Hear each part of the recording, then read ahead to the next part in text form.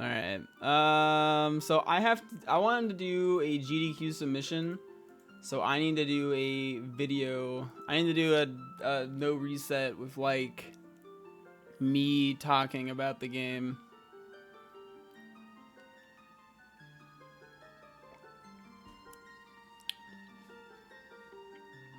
Now seems like as good a time as any to do that. So.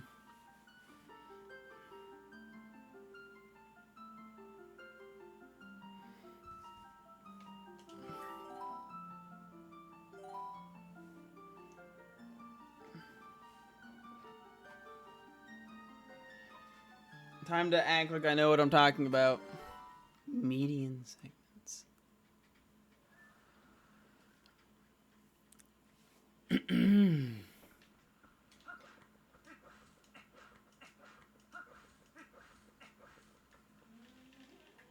GDQ Monka S. That sounds like a good start to my submission. Right?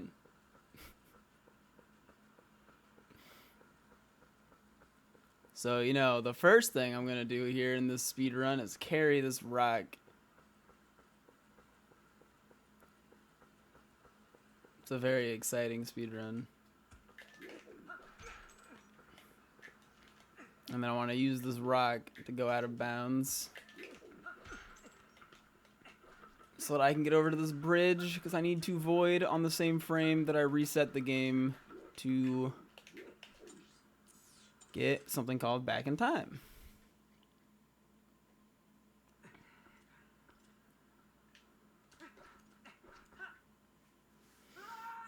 I really don't know how to explain back in time very well.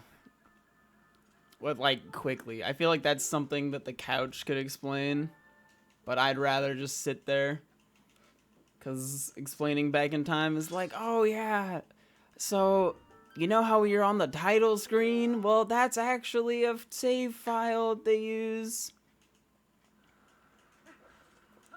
And that save file can be accessed if you void and restart at the same time, and then if you void again after doing that, you get free access to save file 0, and then you can save over save file 1 to gain access to save file 0, sort of. And this sets properties to your speedrun. I honestly feel like the thing that I would be the most that I would struggle with the most at a GDQ run is just like filling dead air about the speed run.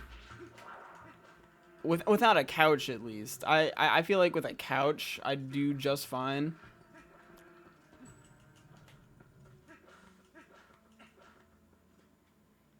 I think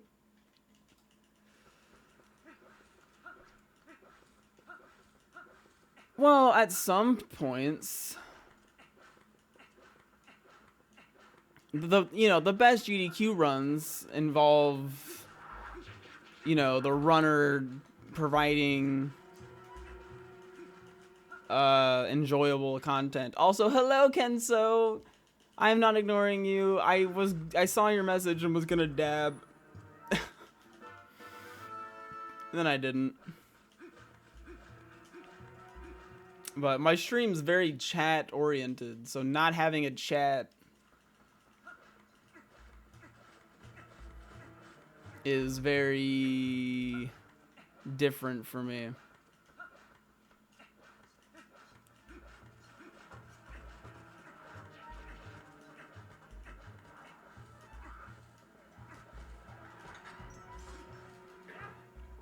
Well, I mean, it's online. AGDQ 2021 is online. But like, as someone who's trying to grow,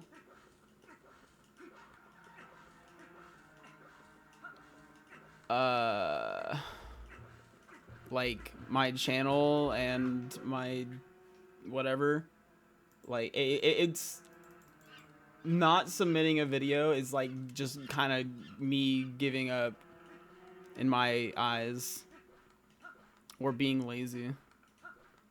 Like, if I want to be big, this is one of the more reliable ways to get new people to find my stream is to show all the people at GDQ. Look at me talking about the speedrun and how I have saved the monkey and the child. But we don't get to know what he says to us because we skip text. Fun fact, the German version is 5.6 seconds faster because every now and then there's some text you can't skip. The Japanese version would be faster, but they patch a couple glitches in that version, which makes it significantly slower.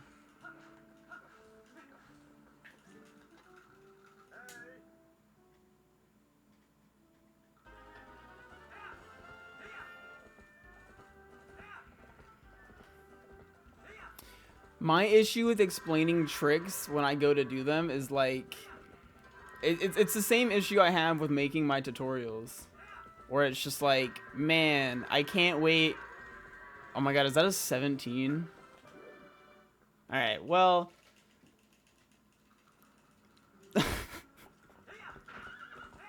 I can't wait to be talking about this trick and act like I know what I'm doing and then have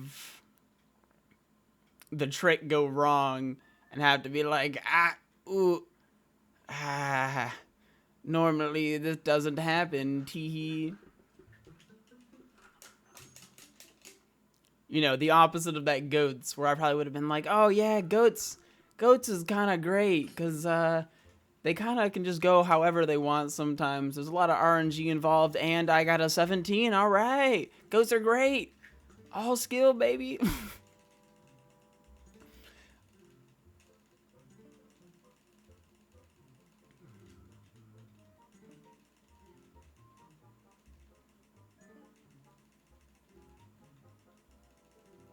It actually, it's so unfortunate that one of the hardest, like one of the biggest areas of downtime involves just like the rolls, right? But rolls are not downtime at all. You need to be paying like full attention if you want to go fast because of the difference in speed between perfect rolls and not perfect rolls. And then, you know, I could explain bow. Bow fight is basically rock, paper, scissors. You have to beat him twice to get the iron boots. The first time you fight him, it's rock, paper, scissors, but he also has blank as an option. So it's slightly higher probabilities for you to just slap him and get good RNG.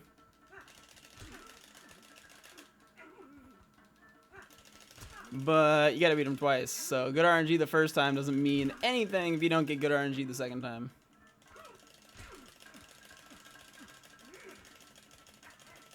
Which I seem to be experiencing.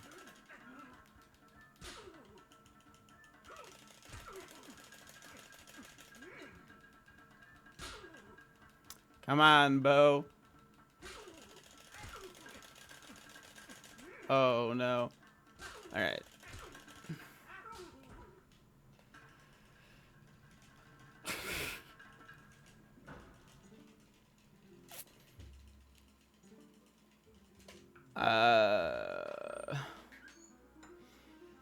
Yeah, I don't think I've ever done a no reset and had a good bow and goats.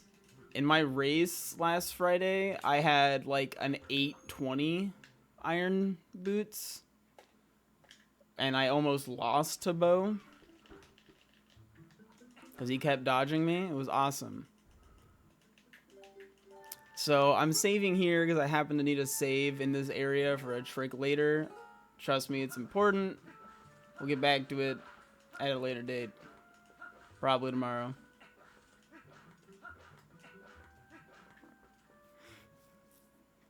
I'm gonna try and avoid swearing during my GDQ submission run.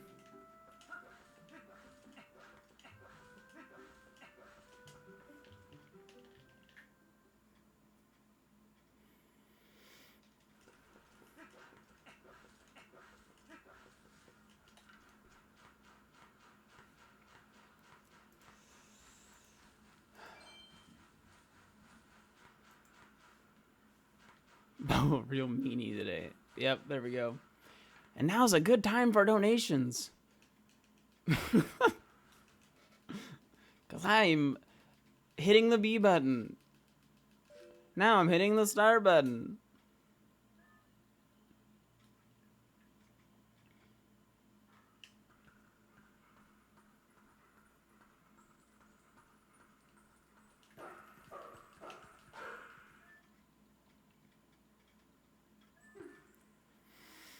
Am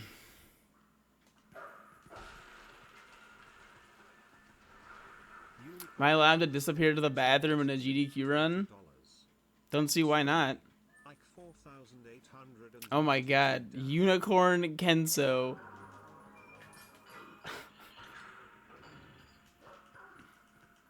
I feel like that's not what he put there. I feel like that's getting changed to Unicorn. Thank you for the $20 donation. Wait, did you do that because I said time for some donations? Because I was pretending to be a GDQ.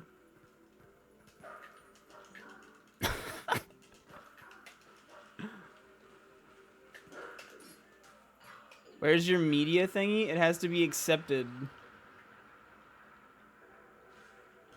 I have to accept it. You're not scammed.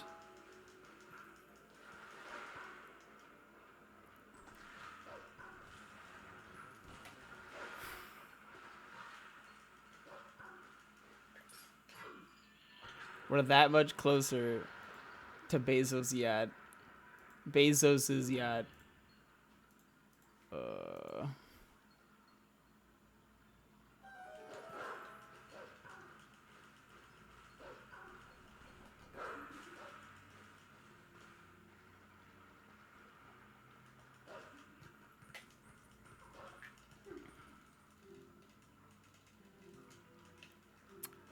You know, I hadn't thought of what I was actually going to do, but a tiny yacht sounds pretty good.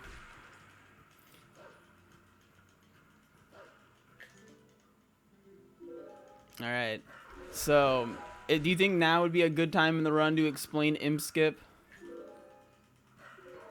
Sure, why not? Thanks, Couch. Back to you.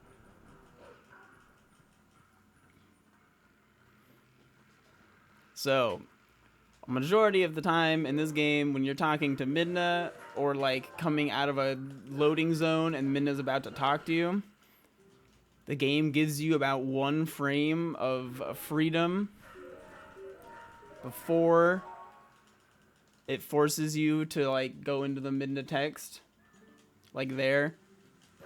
But in that 1 frame, you can in some scenarios press the A button or B button to skip talking to Midna. Most of them save about a second. One of them saves about 4 to 5 seconds. Some of them save like 1.5 seconds or like half a second. But they kind of look like that. Normally I have to wait for Midna to jump over there and then I can go, but here I just went on the first frame instead. And I skipped waiting for Midna. This game is a nightmare, by the way. And there's RNG on every split except for one. And I got lucky that the birds only hit me once.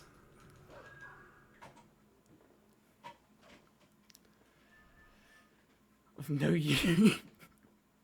Okay. Okay.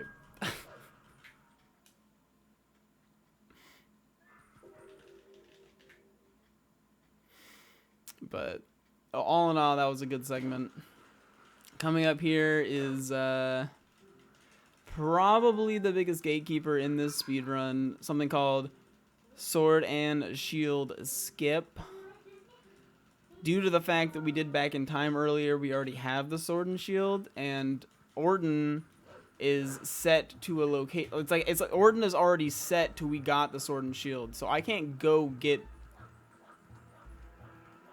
the Sword and Shield normally due to back in time. So instead, I have to do Sword and Shield Skip, where I'm gonna grab this little dude, we call him Hugo, and drag him all the way over here. All the way over here.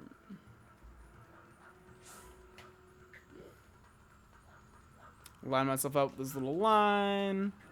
And then hopefully he's nice to us so we can push him. It's hard to push him while he's attacking. And we need to push him to a specific general area.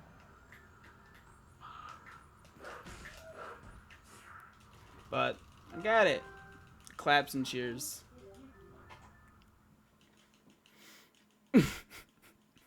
Pause for effect.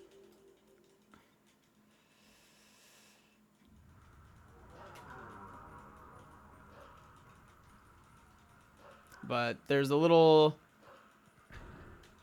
ground trigger there where Minda goes, hey, dummy, you're supposed to go get the sword and shield. What are you doing? But you can hop over it and hit the trigger for, hey, buddy, you want to go into the Twilight realm? And so I do that.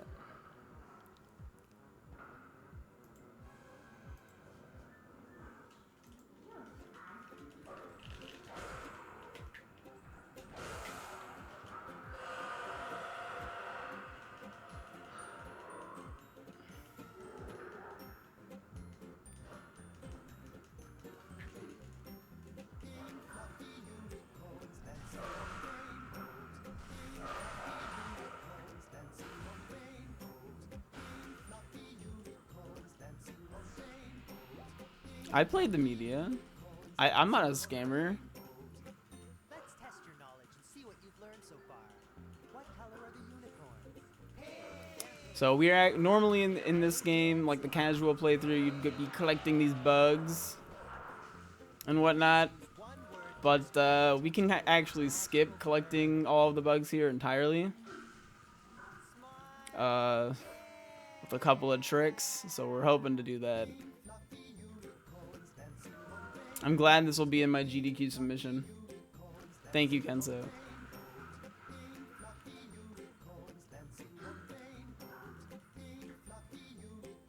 I don't have my headphones on, so I can't actually hear what's happening. But I'm sure it's a grand old time and it's amazing. Man, I've actually only gotten one imp skip so far this run.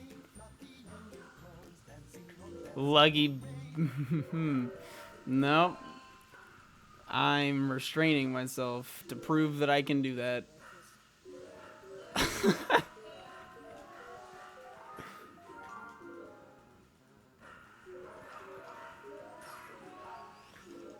Oh, so here's the thing. I did the recording off stream for my Sims run last year for SGDQ. But doing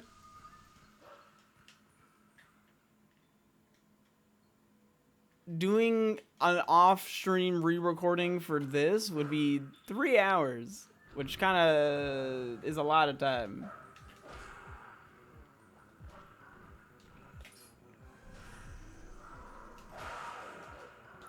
So that there was another cool trick called Early Master Sword, where if I do a timed super jump,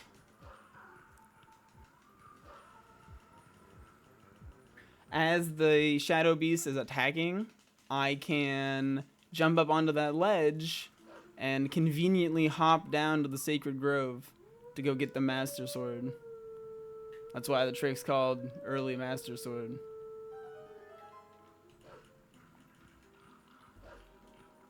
Or we should have a better name for it. Like Grotto. I don't know. Something. Early Grotto. That also sucks. Whatever. It's Early Master Sword. Because I think the actual trick is just a super jump off of a Shadow Beast. I think that's what the trick is. And then we call it Early Master Sword because in this scenario, we're doing it to get the Master Sword early.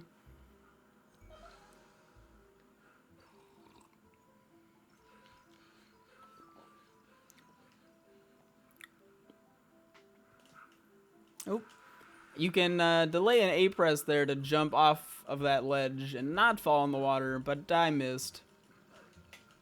So, whoops.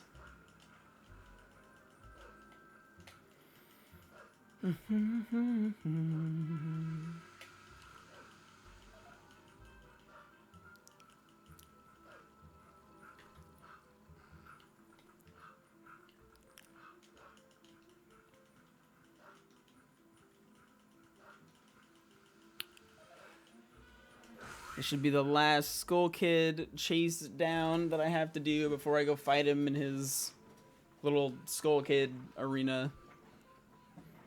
My chair gets stuck.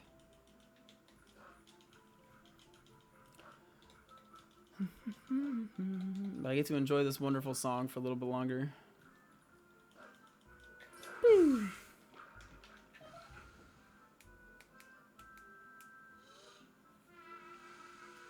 So, interesting fact about this fight, he doesn't start to like play his horn until you kill the little puppets. Oh my god. But they found that every time you kill an extra puppet, you end up like he ends up waiting longer to blow his horn. So you optimally only want to kill one each time.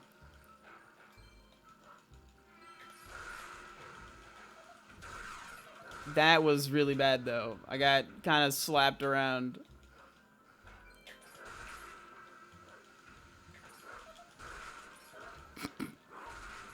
Yeah, so I'm losing a lot of time here to trying to get a bunch of rupees. And unable to climb up that rock.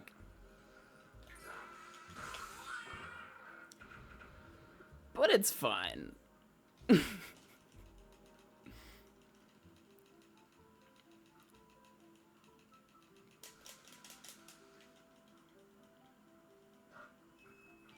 I need rupees later, so collecting as many as I can before I get to Arbiter's Grounds will change how that split goes.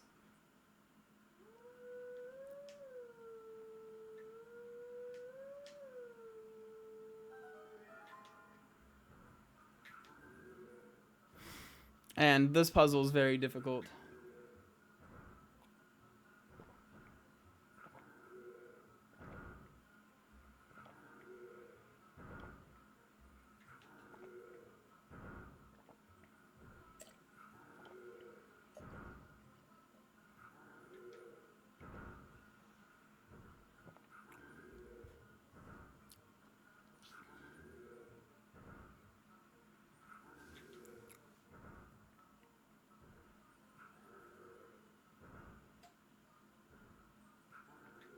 How'd I do?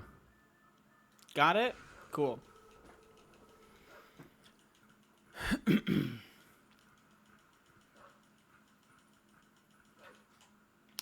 The best part about running this game is how often I think about how long it took to do this puzzle as a child.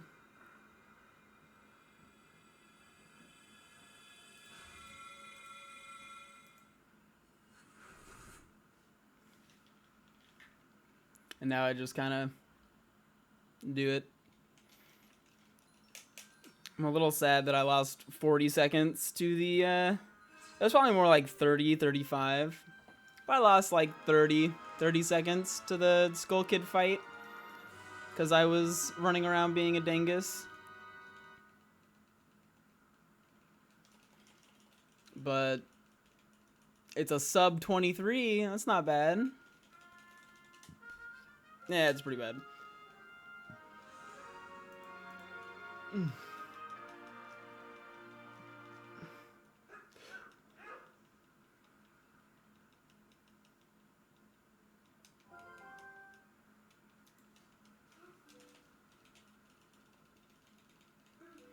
But I think my estimate for a TP run would be like 320, maybe 330 just to be safe. I think I can pretty consistently get around the 310 area right now.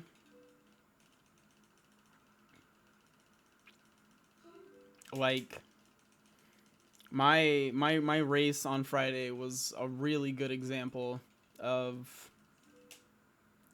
everything can go wrong for me and I can still have a decent time because I've gotten really consistent with all the movement in most places.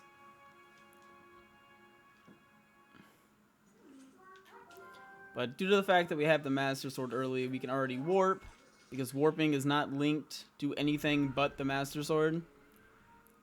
It's kind of weird that the Master Sword isn't at all linked to having to complete Midna's Darkest Hour. We still have to complete that later in the run, but we don't need that in order to get the Master Sword.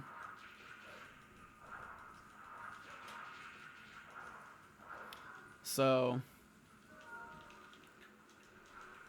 just don't worry about the continuity between when we got the stone taken out of our forehead and when we got the stone put into our forehead.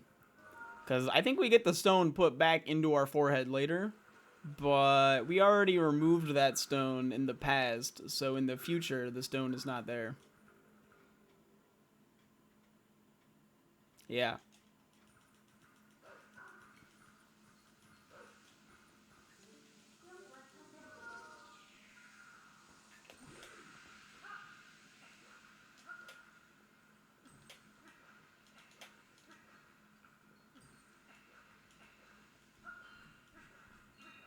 Normally we need like some monkey guy to lead us through the mist, but we've already gone around that.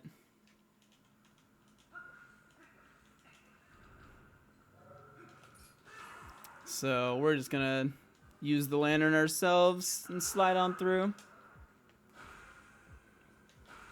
We do still need to kill these guys, even though we don't warp this bridge anywhere, which is like one of the reasons to get this warp. We still have this wall up that keeps us from progressing to the forest temple.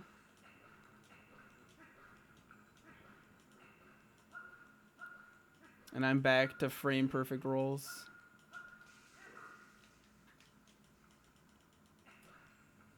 And I don't really need to save that guy. Again, I don't need the bugs. Saving the monkeys would be nice, but Link's not a nice guy in this speedrun. He's got priorities, things to do. So I made that save earlier on save file 1, but I need that one to be there, and I need to be able to return here. So I'm making a new save on save file 2. And then I'm going to jump through this wall and reset the game to go back to save file 0. And then I'm going to hit the start button as I'm voiding and go back to save file 1, which is very purposely right outside Bo's house so that this cutscene starts. And I'm going to start that cutscene and then mash the skip button as the game resets.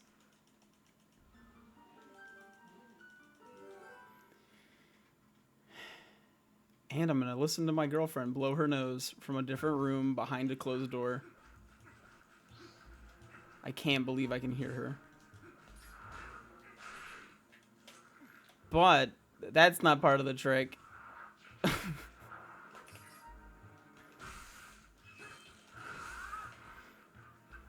What is part of the trick is what that whole sequence does is it starts like the activation of a boss flag, right? So it's going to say, okay, boss flags are enabled. And then normally what happens is the boss flag is enabled and then it quickly counts down from some high number to 0 to sequence that you're now fighting the boss, right? The flag is no longer active. But by resetting the game during the cutscene skip, the flag gets stopped in the middle of it counting down. So it's still at some number higher than 0, which means that when we get to this door here, it's going to count down by 4, which is what it uses to like get these monkeys. It checks that flag and lowers it by 4. But unlike every other boss flag, it only lowers it by 4. Which means we still have that boss flag activated. I don't know why I said that like a weirdo. And for some reason, Ook doesn't actually use that flag, just the monkeys. Ook himself does not have a mini boss flag. He just has a cutscene that's unrelated.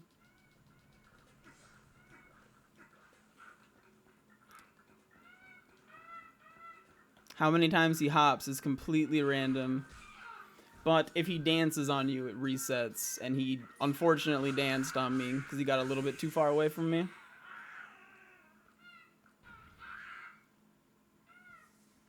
Other than being danced on, it was a pretty solid split. For a GDQ, like if I'm running at GDQ, would I say split or segment? Or section? Because I won't have my splits in my timer, right? I'll just kind of have one timer that like they're controlling.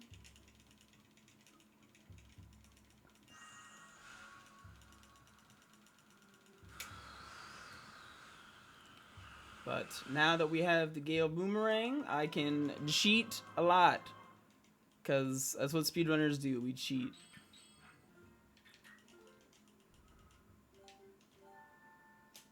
Call it a speedy spoot? Alright. I can call it a speedy spoot. Seems good.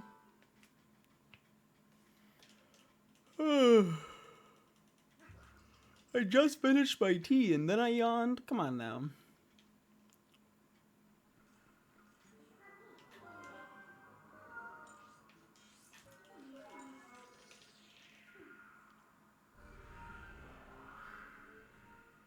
So now that I have the boomerang, I can do something called fair and escape and just leave here. The only reason we go to the Forest Temple at all is to get the Gale Boomerang. It's convenient that we need the Gale Boomerang and the boss flag. And that they are both something at the first temple. This game has a lot of like weird, convenient tricks and skips while also having a lot of super inconvenient tricks and skips that we can't really do, which is what keeps this game at such a long time compared to the other 3D Zeldas at the moment. But due to the boomerang, I can do a long jump attack and just kind of jump over that little trigger, and now I'm Hyrule Field. I'll do a couple more boomerang LJAs in the run. But first, I have to stare at the ground because the world is laggy.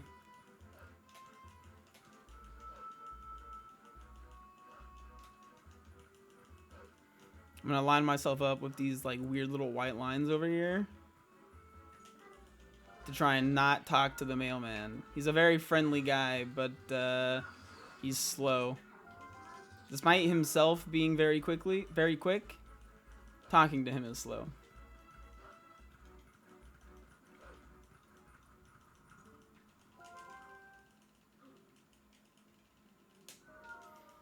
But we're coming up on the best trick in the run in just a moment.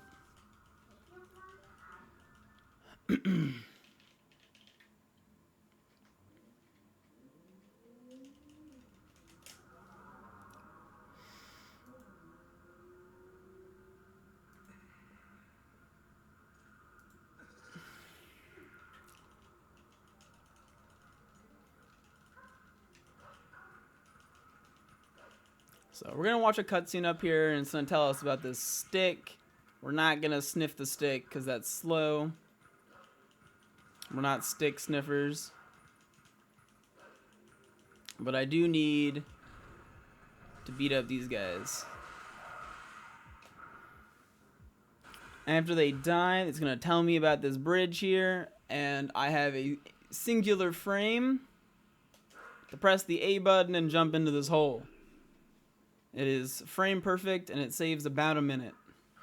But if I get it, I will pop back right here and not be forced to warp away. since I want to get to Kakariko right now, it saves a good chunk of time. I also only get one attempt at it, because if I fail it, I'm forced to leave.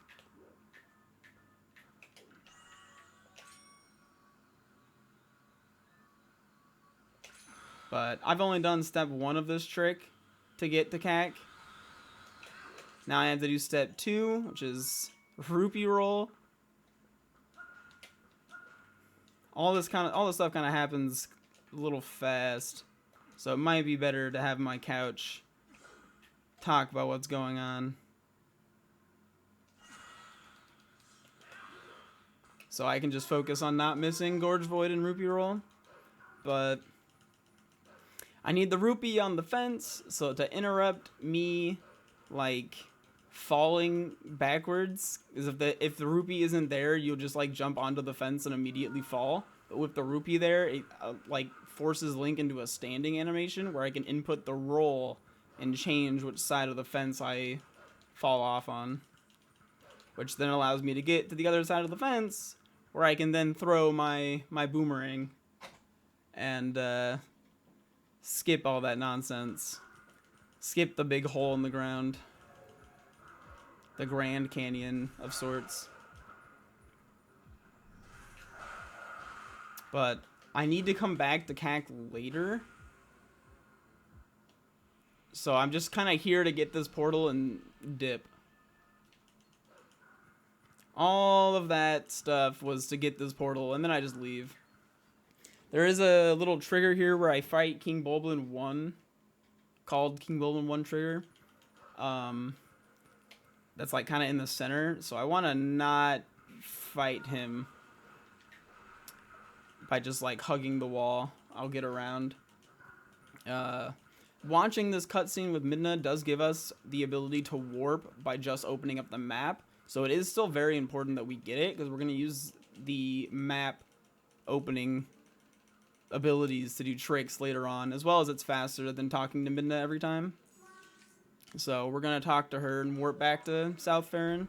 If we fail Gorge Void earlier, we just have to go back to South Farron then, and then make our way back later to do the rupee roll. But it does change the route and the way in which we progress, as well as we have to escape from Farron 3 times instead of twice.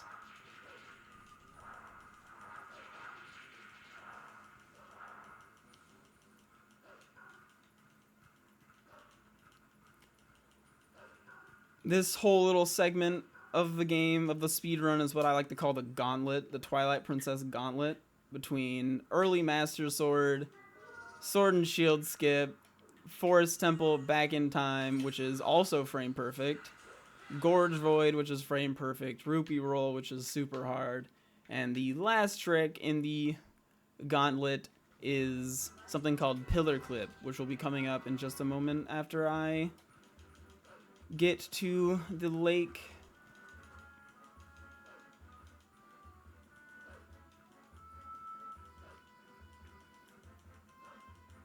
But yes, I have to do walking, donations, couch, speaking. Maybe I'll juggle. Do I know how to juggle? If I ever learned that, I don't think I have.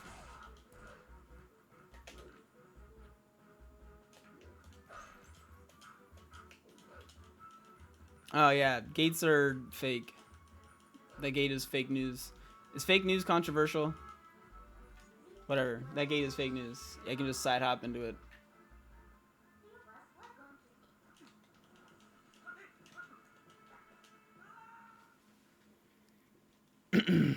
Fake news is a meme? Alright, cool. That's what I thought.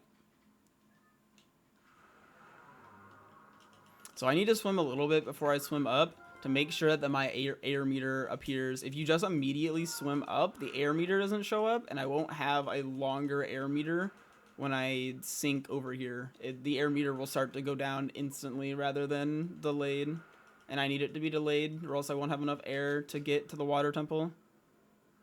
But I need to position myself in a specific spot here to where I can clip into this pillar to go out of bounds.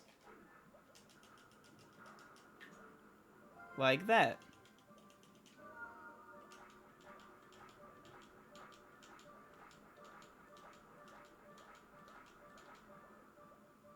And then I can just swim into the lake bed loading zone.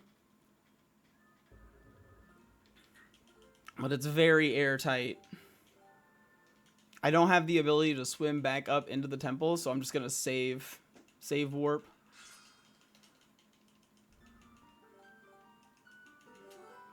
Oh yeah, so GDQ claps.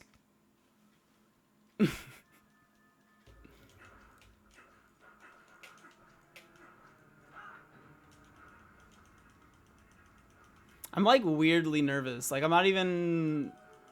This isn't even like an actual GDQ thing, but I'm like, I don't know. No resets are super nerve-wracking sometimes.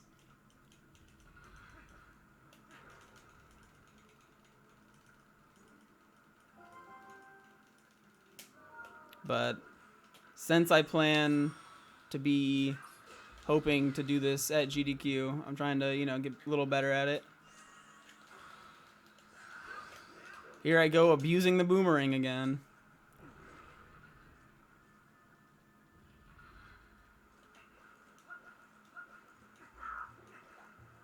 And I'm gonna abuse the ring a few more times.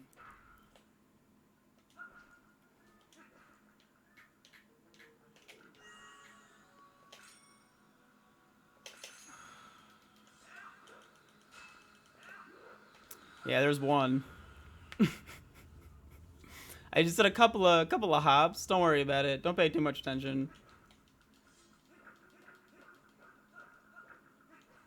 I can't roll up these stairs because Link will just bonk into them. And as much as I love bonking as, you know, a Zelda speedrunner,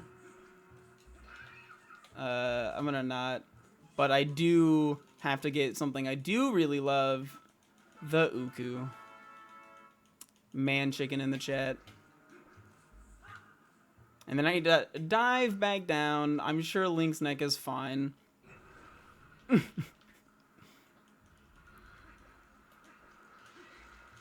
And work my way over to the mini boss because I need the class shot. We're pretty much just here for the Uku and the class shot because we don't do the temple in one go.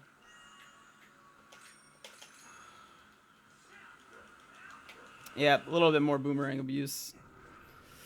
Thanks, boomerang.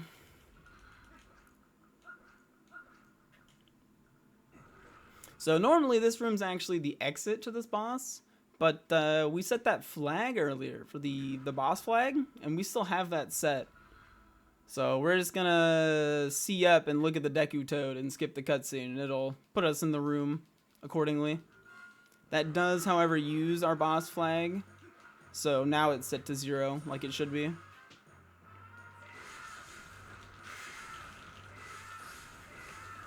But I need to kill this little toad man.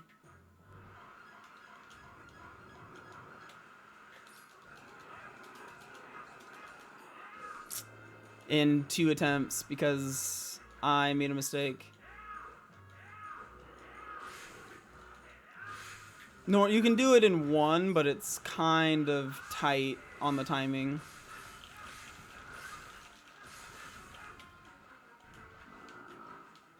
The forest back in time earlier is what said it.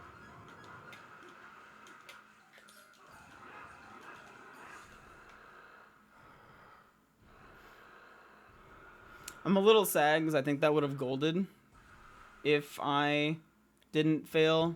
Yeah, no, that definitely would have been a gold if I didn't fail that. Because it loses like 35 or 40. And I missed gold by 22, 23.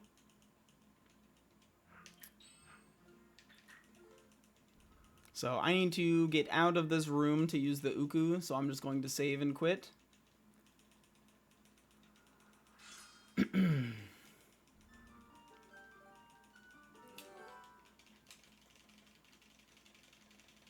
Go back to the initial room and then get out of here with my good friend, the Uku.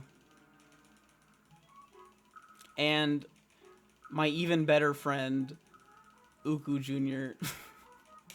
That isn't terrifying at all. We're homies. All my homies love Uku Jr.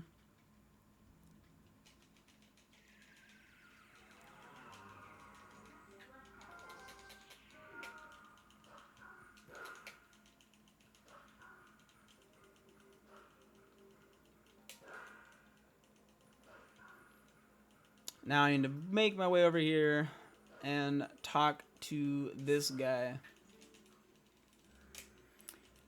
Because I need to do the little Karkarock flight to go up to the Zoras to get the warp up there. But to do so, I need to spawn this guy, and to spawn this guy, I need to talk to Fire.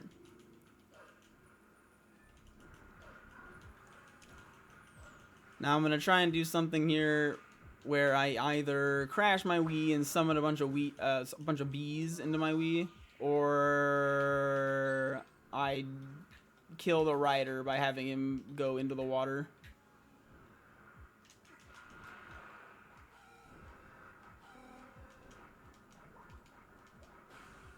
And I killed him. So since he doesn't have a rider, it thinks like the rider dying is what causes this, but I don't have to deal with like knocking him off and whatnot. But I do have to make sure I transform into a wolf while I'm on the bird, or else I'll like lose control while I'm flying here.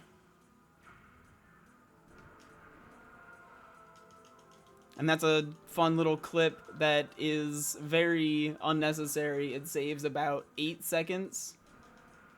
And missing it loses you between like 45 and a minute. Something like that. But I got it. So we're good. We're good. Now I get to just kind of calmly fly out of bounds. Don't have to worry about any of the rocks falling. Nah, it's nice and peaceful out here. Nice and peaceful.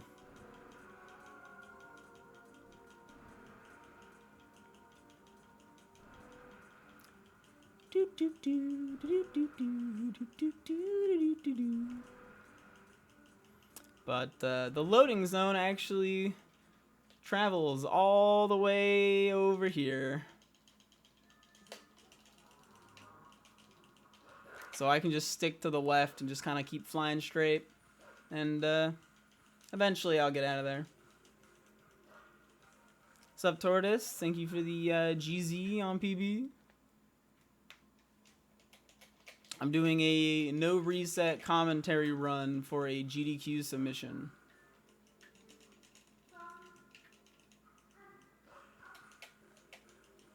I think it's going pretty well. Right, guys? Now is another good time for donations, by the way. Because I'm just kind of hopping.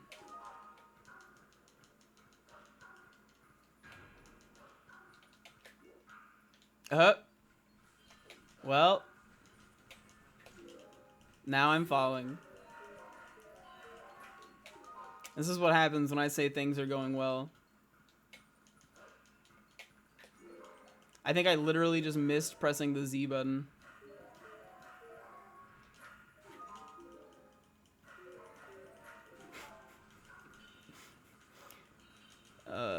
Not like this. We have $5 from Ganondorf, who says the princess is in another castle. Greetings from Germany. Save the frames.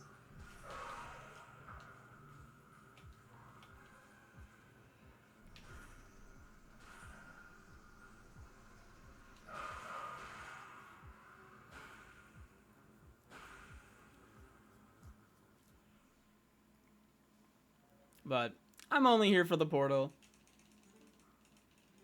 Now that I have it, I'm gonna head back to CAC with the portal that I went only there to get and start killing some bugs. It's bug hunting season. Electric bug season.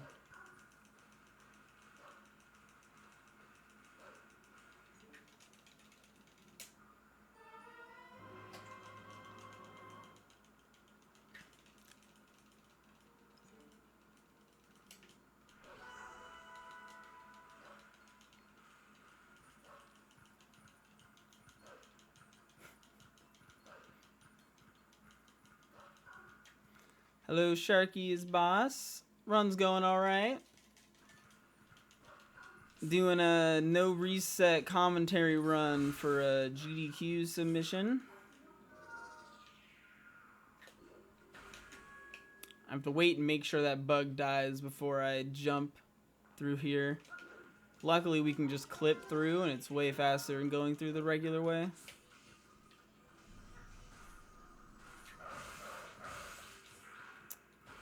If you do that in a specific way, you can get it so that you'll end up killing all 3 of the bugs without having to wait at all. It saves a good chunk of time over killing them all individually.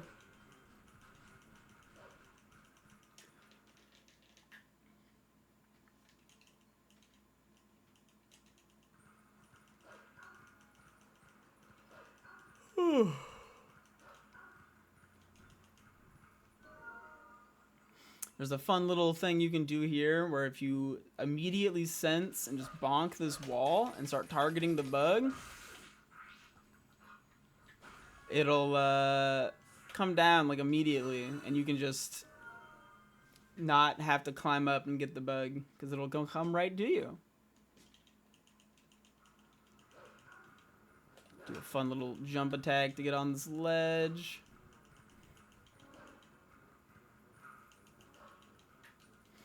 Most people consider the inn here to be one of the more difficult parts of this segment because it's really hard to cleanly maneuver through the inn.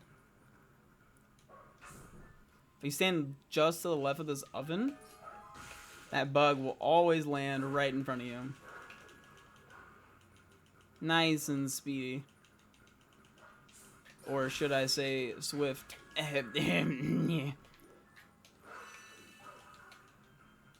Hilarious. Hilarious gamer makes funny joke.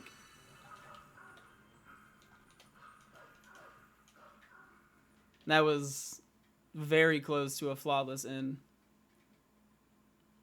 Applause. Pause for applause.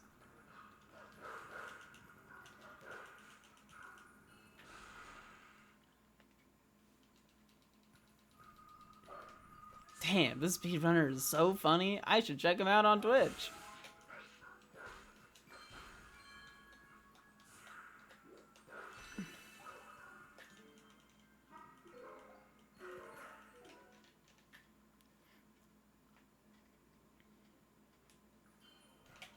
You cannot ban this broadcaster.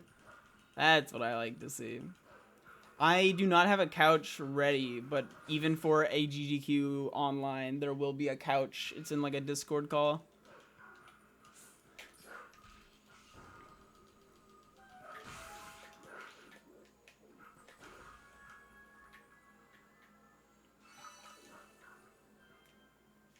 And just because I did something really clean doesn't mean it's not really hard. So now I'm going to do a weird little thing where I abuse the boomerang again. To come over here. And I'm going to kill this bug.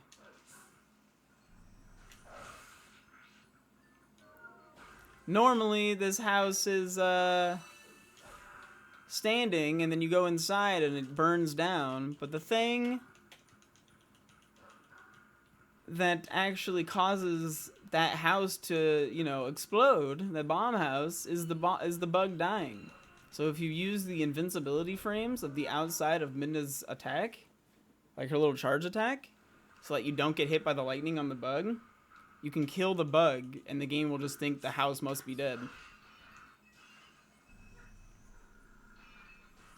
I can't kill that guy until after a certain point. So I pretty much just have to wait for him to get out of, like, in the pots. Once he comes through the pots and goes to the other side, though, you can kill him. So it's just RNG waiting for him.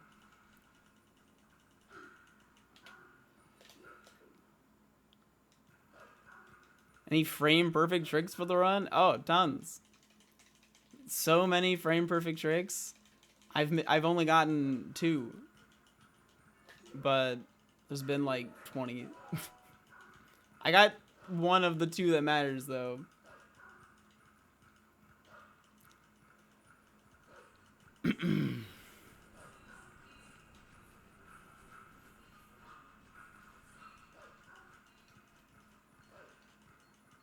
Or one of the 2 that I got is the one that matters the most.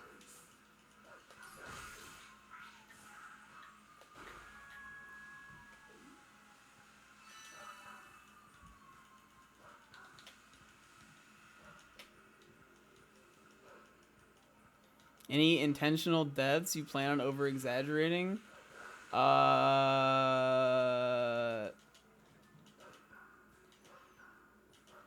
of. You never die in this run on purpose, but I do a really silly...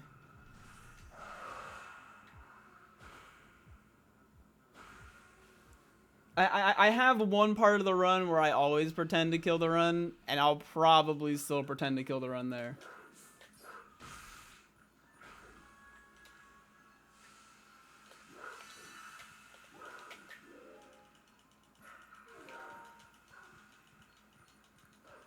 Because it's my one joke, and I refuse to not use my one joke.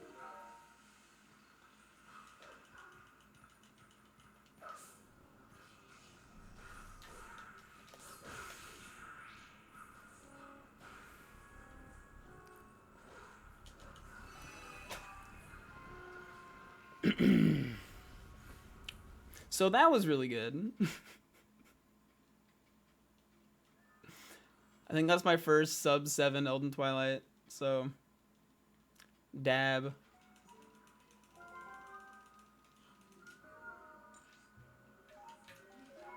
Dab.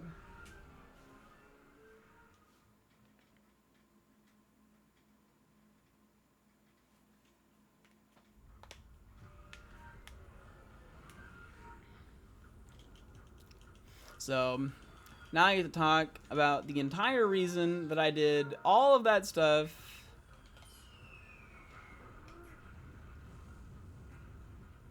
Was just so that the entire reason that I cleared the Twilight here was to get this rock. And the entire reason that I'm getting this rock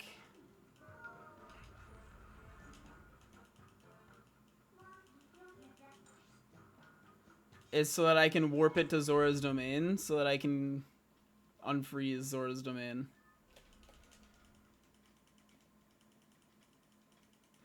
Hey, the second one frame that actually matters.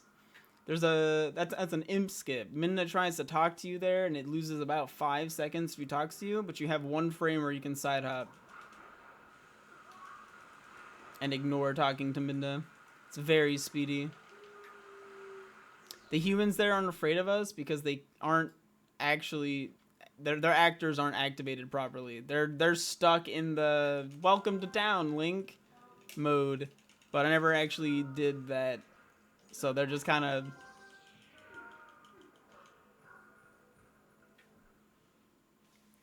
They're kind of husks.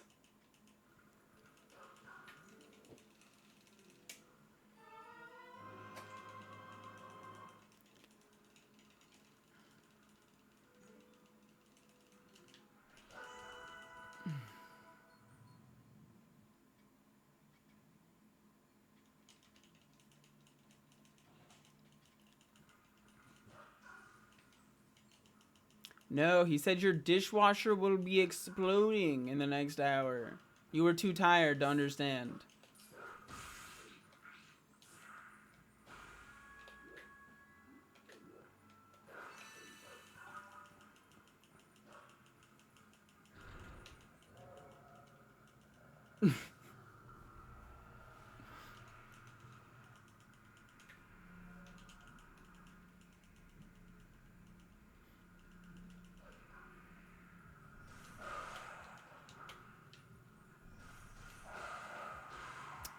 That was almost really bad. But it wasn't really bad. Let's go! Let's go!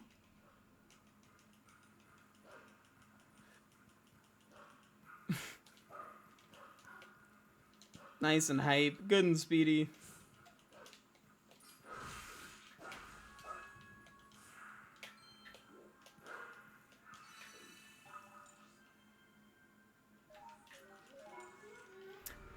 But luckily I can warp. Normally you can't warp in this section and it's really slow. But I can warp. So... speed. Having the Master Sword does wonders for the speed run.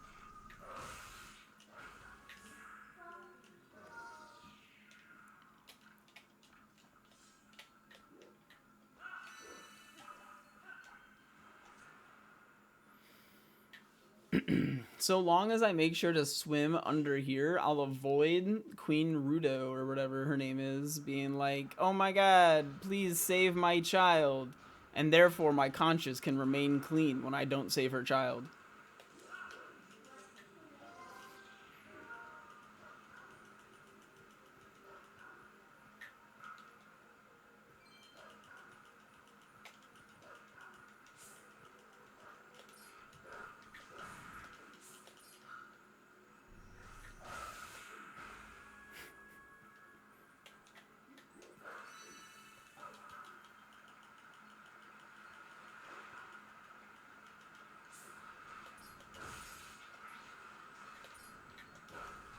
Oh my gosh. So these bugs' flight pattern are completely random. So I'm kind of just praying that I'll kill them quickly. All of the bugs that are in the air flying just like can randomly decide that they're higher up than they were. And now you can't hit them.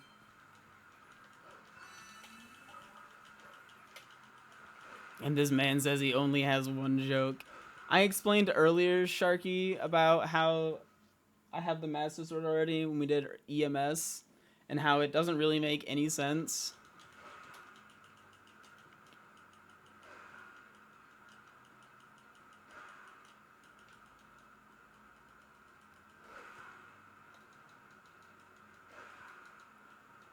Yeah, they pretty much just taunt you. Dumb bugs. Luckily, they're not all flying.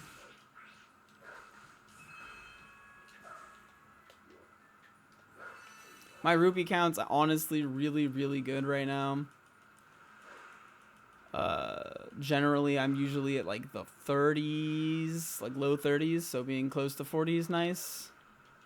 It'll make Arbiter's Grounds much smoother and less spooky, scary skeletons.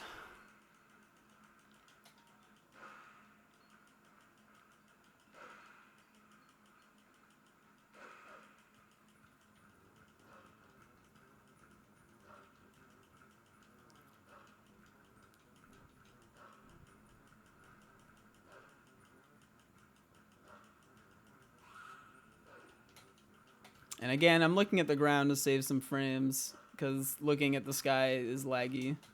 The world is laggy and scary. The ground is safe.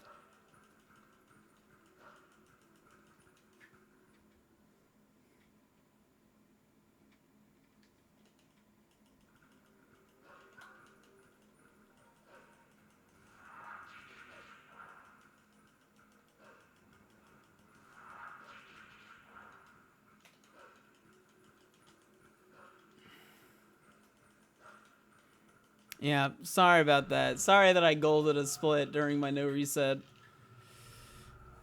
It just happens.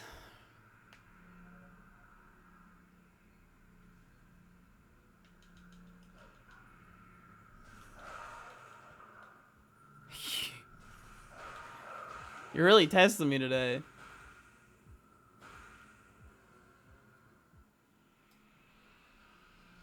What are your thoughts about the third pose Stockins? Do you think they'll try defeating them this time? Huh? No dab? Oh my god, dab. Dab. There you go. We dabbed.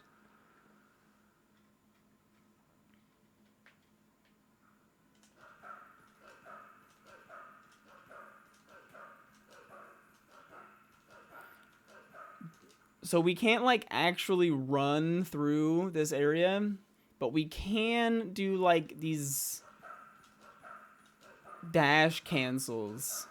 So it ends up being faster to like start a dash and then immediately cancel it with an attack.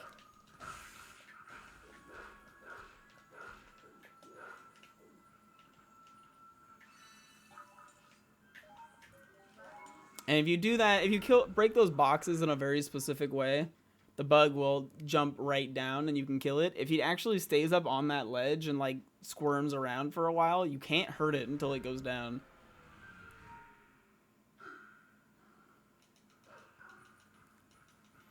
Oh, yes. I didn't know they were called stockings. They were like child, whatever,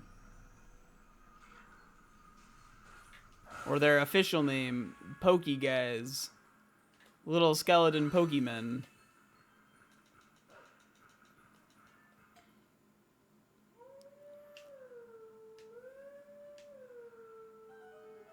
My Nintendo Power Guidebook calls them Pokemans, so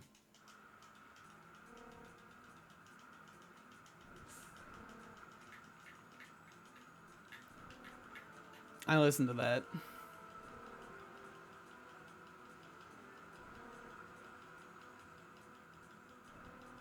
Yes, Pokemans. Pokemons is different. This game has way more RNG than Pokemon.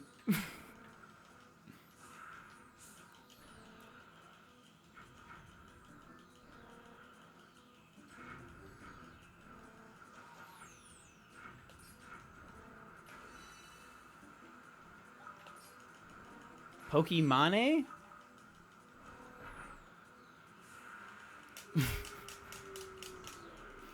You can't trick me.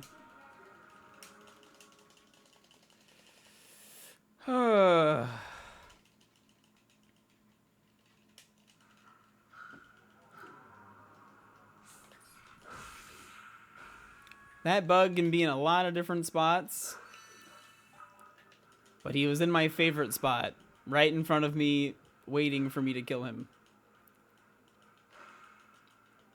Of all of the places he could be, that's where I wanted him.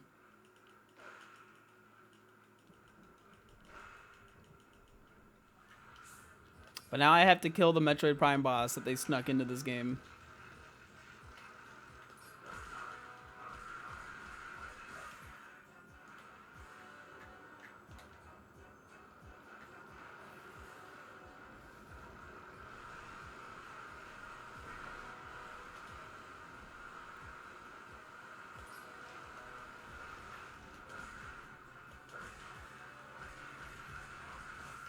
If you position yourself a certain way, the bug will end up like losing its invincibility while still being somewhere where you can attack it.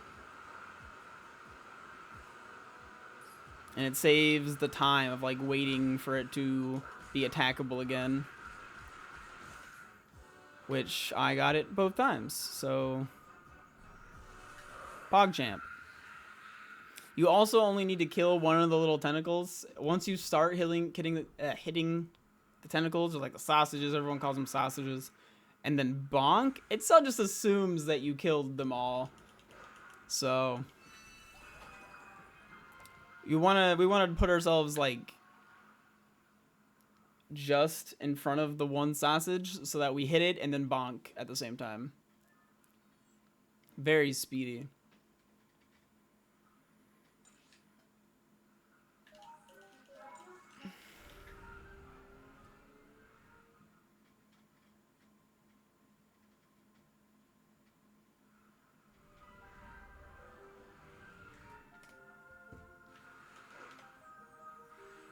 And laugh really loud about every joke. Oh my god.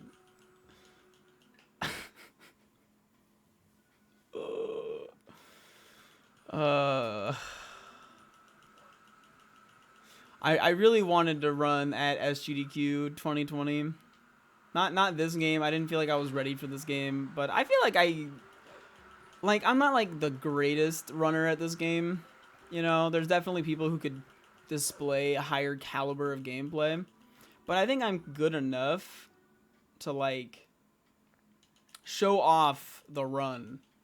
I don't feel like I don't show off the run to the best of its abilities.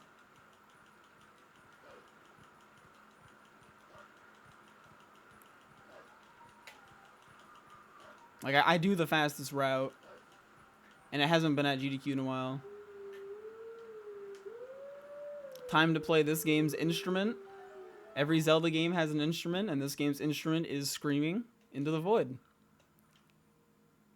As a dog. Oh.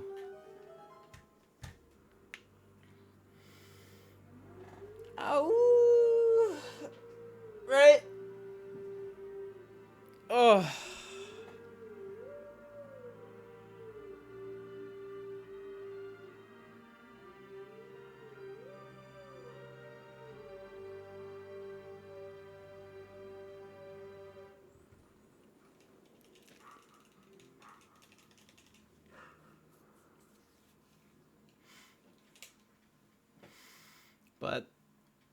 But we only actually need finishing a blow.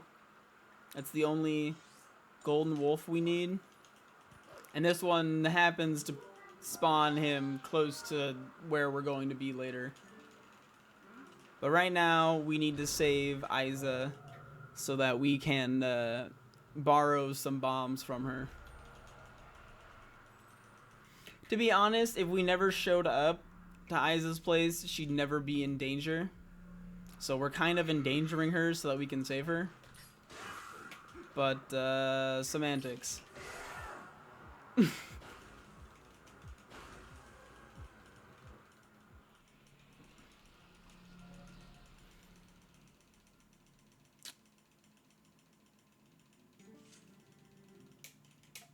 And then she calls you a good-looking gentleman and invites you into her home. Because you're a real handy guy. But now that I have her bombs, I'm going to drop them in front of her and leave. Because we don't actually want to help her. We just want to steal her stuff.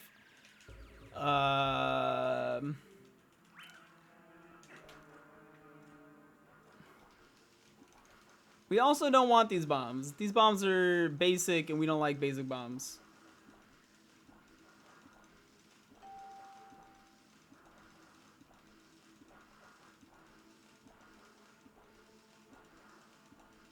So we're going to sit here and drop all of them into this little hole here. Except for the couple ones that we're going to drop on our way over to this chest to get water bombs.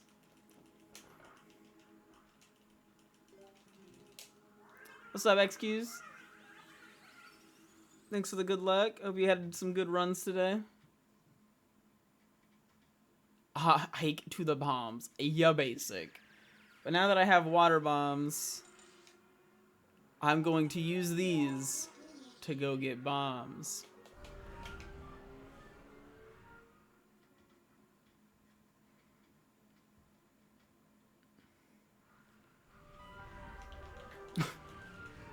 There's actually a double frame perfect trick that you can do that no runners currently go for called Norgor, which is where you get this bomb, this rock blown up with regular bombs, so you don't need to go get the water bombs. But it's double frame perfect, and it saves like 10 seconds or something. So we're just gonna go get the water bombs and then come back and then use those to get these. There's a really cool trick there called Rocket Link, but I unfortunately missed it.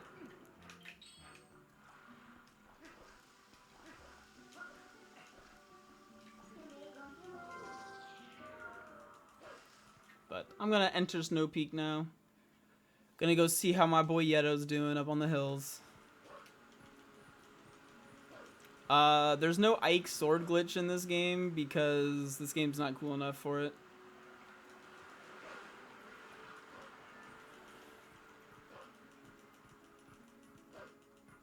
Alright, so now we're going to do my favorite trick in the run. Unplug your controller. And then plug it back in so that you get a frame perfect Z and map input. This was the point of getting the ability to warp on the map earlier in the run, because that allowed us to do something called map glitch. So right now, we've like unloaded all of the triggers in this area. All the actors. Or not all the actors, because the wolves are still here. But there's normally a thing we walk into where Midna goes, "Oh my gosh, you need a fish. Go back. We're lost. We can't see." Well, we don't need to see. We're speedrunners. Seeing's for non-speedrunners. So I'm just gonna climb my way up this mountain.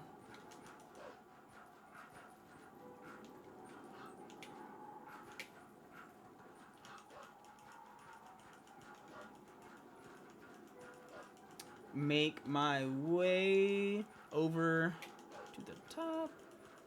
It's a fun little segment of just walking. Why do you get the bombs? Just to get rid of them?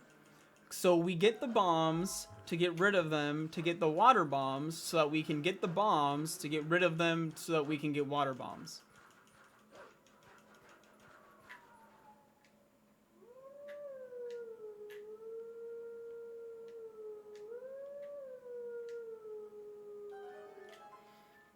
And then I need to howl at this stone here. Even though I said, you know, we only need the one hidden move, howling at this stone unloads and reloads Snow Peak. And so now that it's reloaded, we can go through this loading zone. We wouldn't have been able to do this if map glitch was still activated, but map glitch is no longer activated since the area has been reloaded.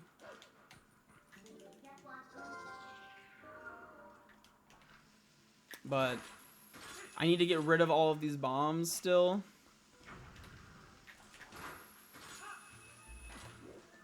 I'm gonna try and skip the keys.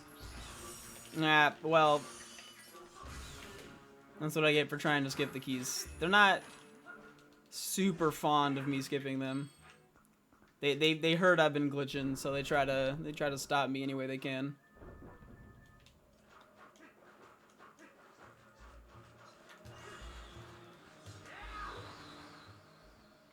And now I'm jumping off the mountain for fun.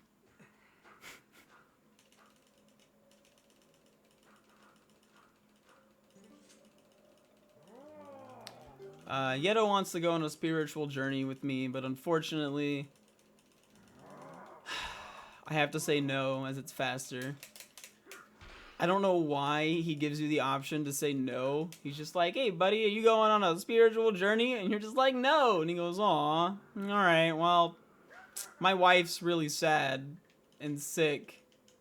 I'm gonna snowboard, bye." But maybe it could be like an incentive to go on spiritual journey.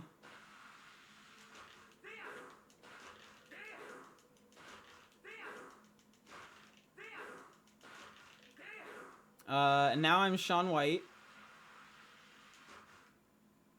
Very, very stylistically, very style.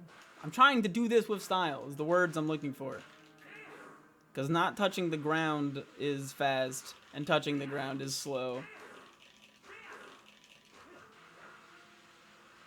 But I also need to not die. And I can't see due to the trick that I did earlier. So I'm kind of just winging it.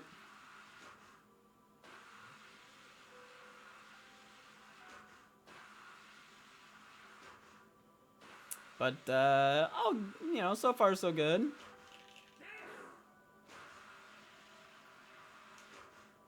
You're only Shaun White if you hit the nail grind at the end. Or the rail grind. I don't know if I should go for that right now.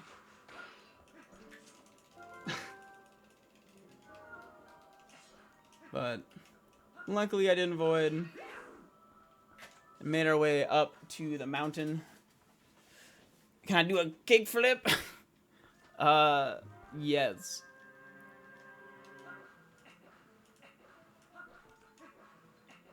It's a good clip.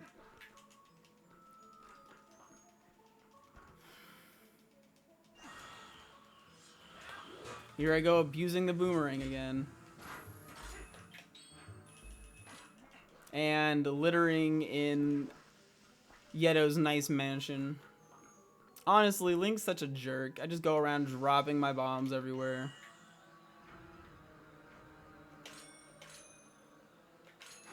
Skipping their decor.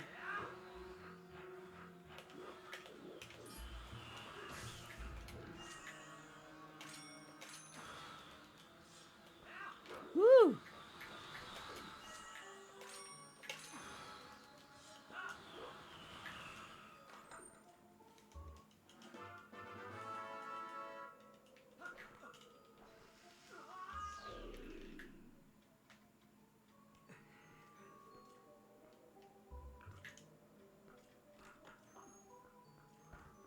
Oh, yeah, I guess I could mention that we're only here for the ball and chain.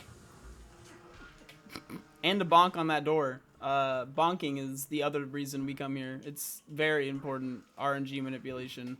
Bonking right there saves a lot of time. Specifically.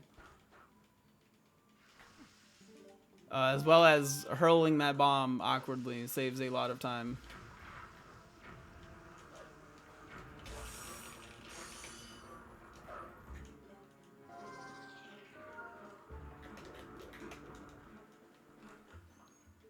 Now I'm just gonna skip through this Freezard, because dealing with him is not very fast. Work my way over to the boss here. Good old Dark Hammer. Ooh, oh, that's not good. Not a big deal. We still get the fight. But generally we don't want to get hit by him because he hurts. But I had just enough hearts to not die from that hit. But yes, the only reason we come to Snow Peak Ruins at all is to get this ball and chain.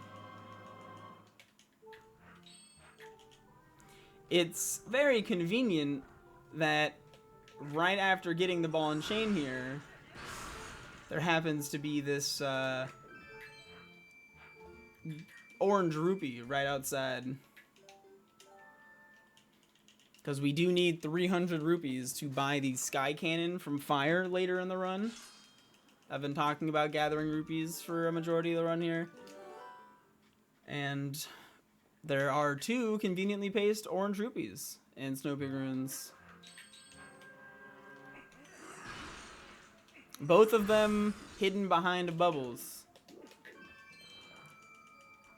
that are hidden in suits of armor. But I have this Uku buddy that I've had for quite a while that I'm going to use to go back to Lakebed. Because it's time to fight my good friend Morpheal. I promise we're friends and not arch enemies.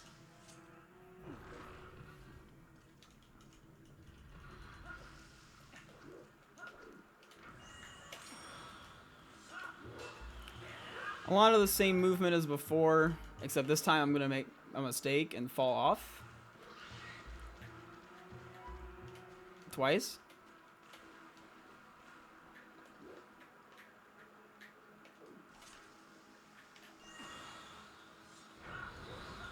As well as I'm going over to the left here.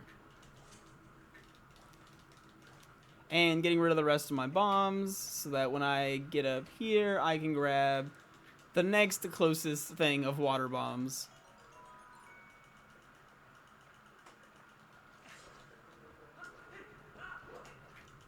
Fun little movement there where I jump slash onto this ledge to skip climbing up it. So we're gonna do a boss key skip here. Normally you can't do boss key skips in this game, just like due to the way that it registers loading zones. The loading zone isn't behind the boss doors like in other Zelda games. It's opening the boss door that gets you the loading zone. But for whatever reason, not here. This hole is the boss loading zone.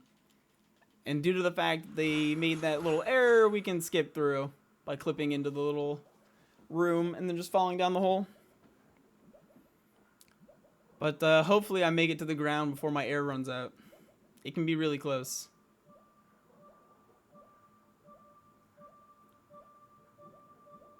Pause, champ. Pause, champ. You make it every time, but it's kind of spooky.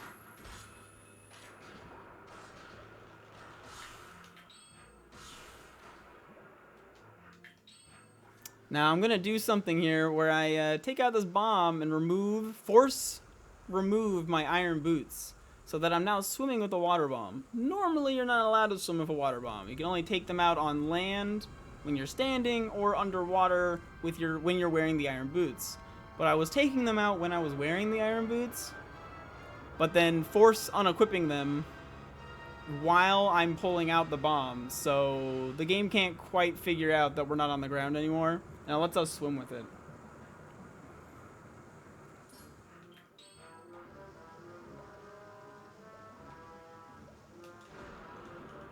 Which is nice, because it allows me to drop it and now have my air meter refilled.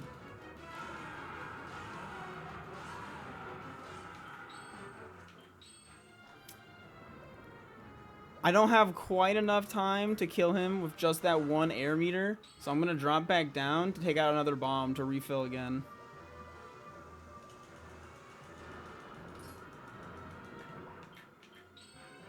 By having my iron boots on when I'm fighting him, I can force unequip them to have him kick me off immediately. And that was the slowest regrab ever, but I have killed the boss. Even though I don't have ending blow yet, it still lets me use this. Because it only ever checks if you have ending blow when you're fighting Ganon. At every other boss fight, it's just like, meh. You're supposed to have it. Makes sense to me. Dab. Dab on the fish. And this is my only time during the run to go to the bathroom. GDQ staff, can I go pee here?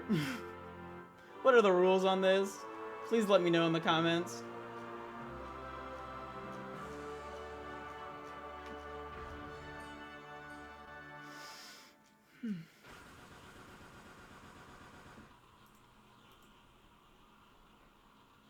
If you end up watching the entire video.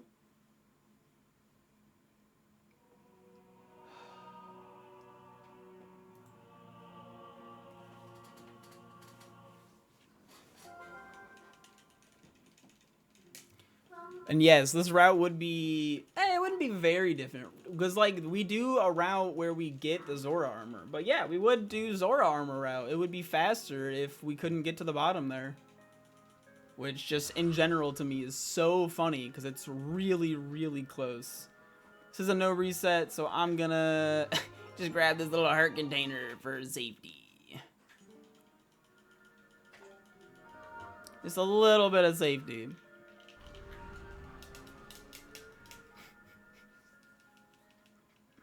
Just a tad. And now it's time for everyone's favorite song and part of the game, Minda's Darkest Hour. Because she's all sad and yeah, and Xant's gonna put a thing in our head so that we can't wait, weren't we just a wait, hold up. Why were we a human? Aren't we supposed to be a wolf forever? Alright, whatever. Minda's sad, but we can talk to her. And she's not that sad. She's faking it. She's a faker. She's sad because Morpheal is dead. Yeah, Morpheal was her best friend. And we had to slay her for a hat. Twilight Princess is basically just Team Fortress 2, and we're just trying to get hats.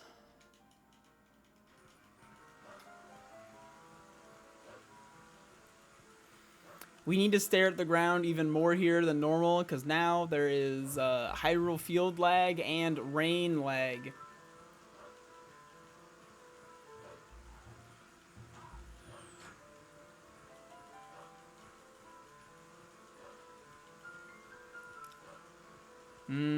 Nice juicy lag. You gotta love it.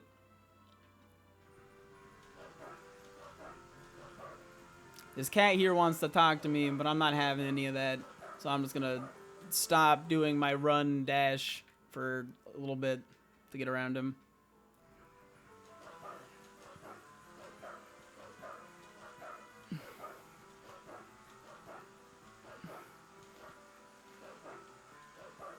Something that is funny, oh, that was really fast, is that I have to go in here as a beast. I kind of wonder what would happen if I walked in as Link.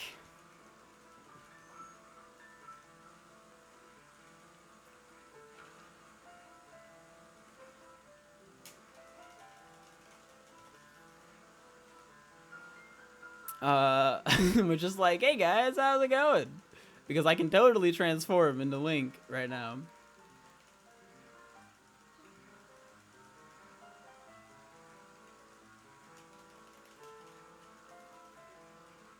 Do you guys think that in my GDQ run, I should do the human Link cutscene when I talk to Zelda?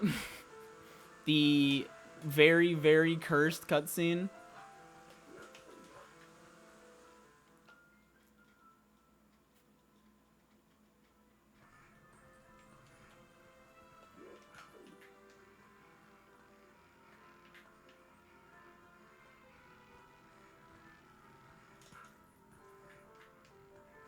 It saves time to, you know, skip the cutscene as all and, you know, not turn into Zelda or Link. I might have it be like a thing I show at the end of the run or something. I don't know. It's really fun and extremely, extremely cursed. But I don't know,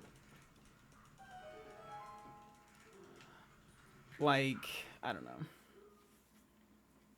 Because I feel like for the most part, they try to keep the speedrun a speedrun at GDQ. I will equip Iron Boots.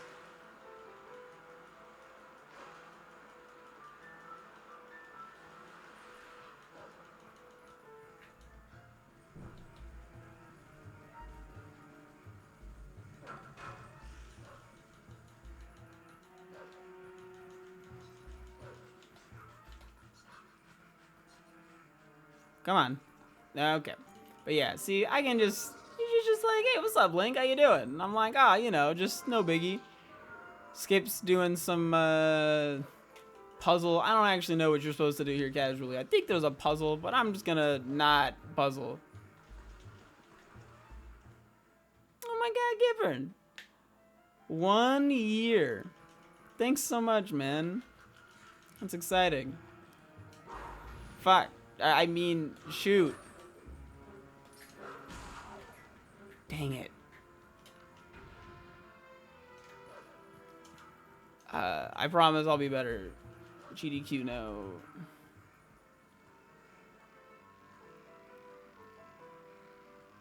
Okay, comrade.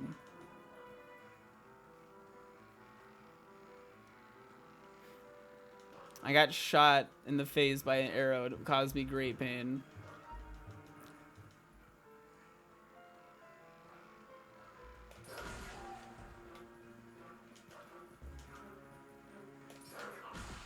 I bonked. I haven't bonked there in a long, long time.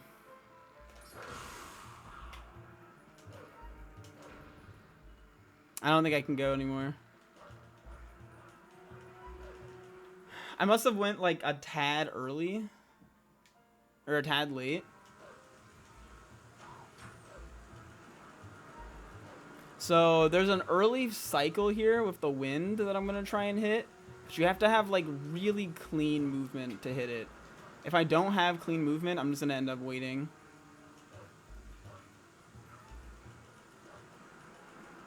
But I think I got it. Yeah.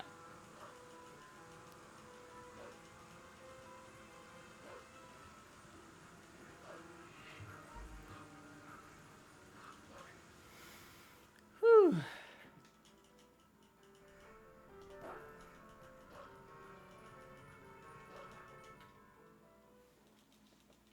I lost a little bit of time to falling, but me.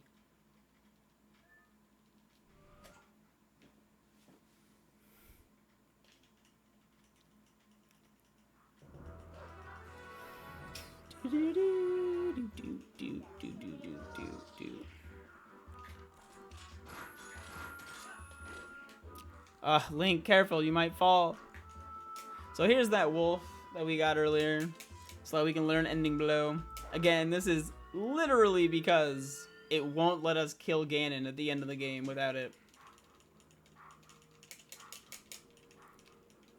We would not have to do this or sing the song of our people earlier in the run.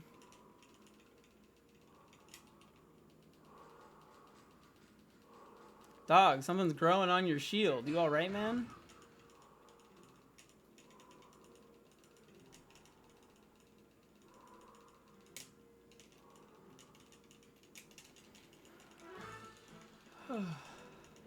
You mean scrim? Scrim? Scrim? Yes, scream the song of our people. Ah, yes, we've learned it. Somehow, I feel like if you teach me a move about how to finish someone off, the ending blow, and then you tell me to use it on you and it doesn't kill you, I'd be a little skeptical about, like, how good of a move this actually is. Does it actually work if when I use it, they don't die? Come on. Come on. Just looking at the facts.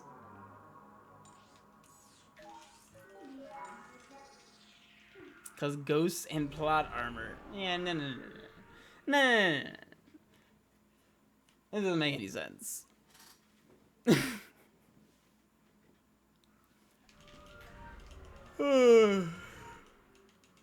that guy's like Link's dad or something too. It's cool.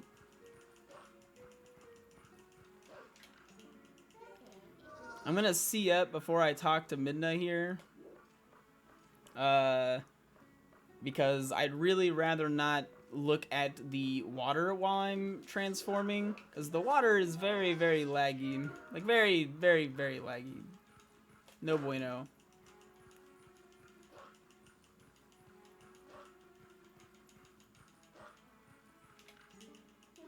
But by C-upping, it changes the camera a little bit. And then I'm gonna climb this fence, or ladder. Same thing. I'm climbing, and that's what matters.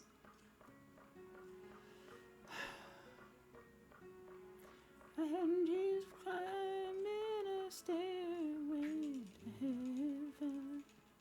Literally to talk to this guy. Also, everything that we just did is because this guy isn't here. If this guy was here earlier and would send us to the gate, or to the sky, we probably wouldn't need to do a lot of this stuff. In fact, we wouldn't need to do most of it. We'd kind of just get the claw shot and the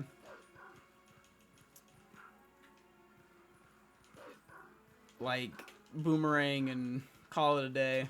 But unfortunately,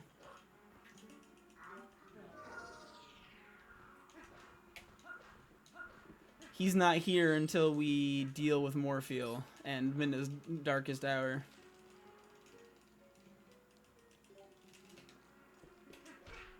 Ow. That's also RNG manipulation.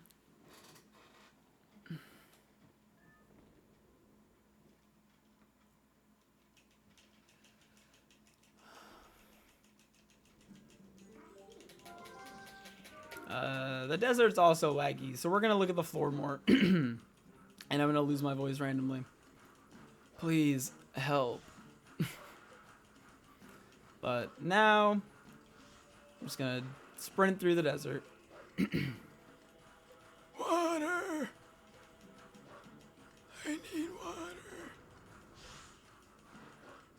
dodging these sandworms.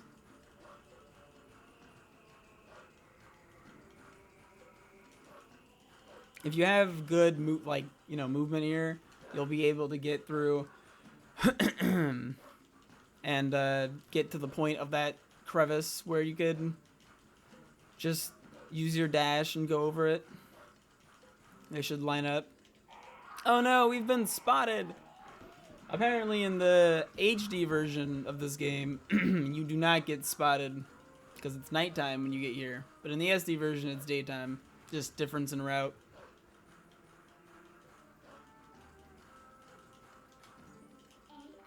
I messed up using the C up, so I had to deal with some lag. But I'm gonna roll my way through there so I don't have to worry about getting one of those boar fellas. And then head on over here. Now there's a really tough trick coming up where I'm gonna be jumping out of bounds and then trying to jump back in bounds. If I miss, I'll end up falling like indefinitely into the ground. And I'll have to save orb. So hopefully I don't miss.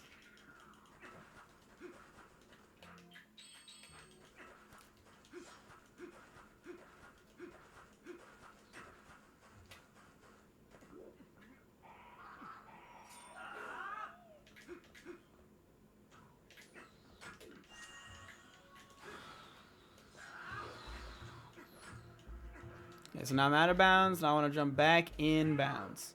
Oh, darn. I was just a little bit too far off. But luckily it's fine.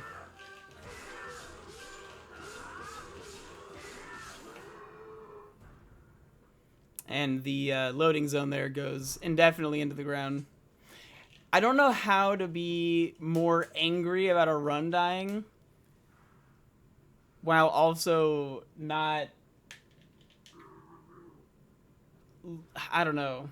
Because normally I'm like, swear word, other curse word. I can't believe I killed the run. Oh my god. But it, it's a no reset. So I really wouldn't be like, oh, the run's dead. Oh, I gotta reset. Sorry, guys. But I'll work on a better safe for work delivery.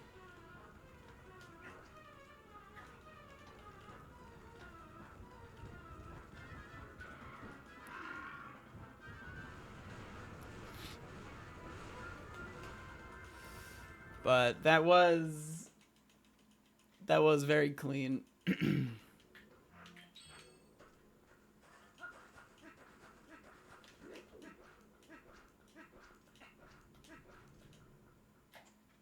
Very, very clean.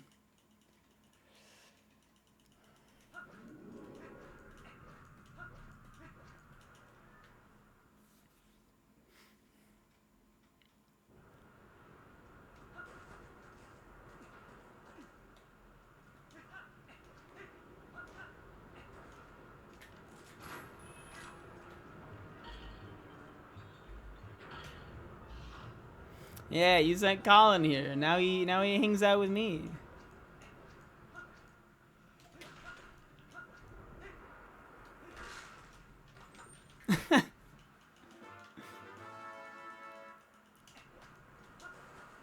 What? Why am I not allowed to PB on my GDQ tutorial submission?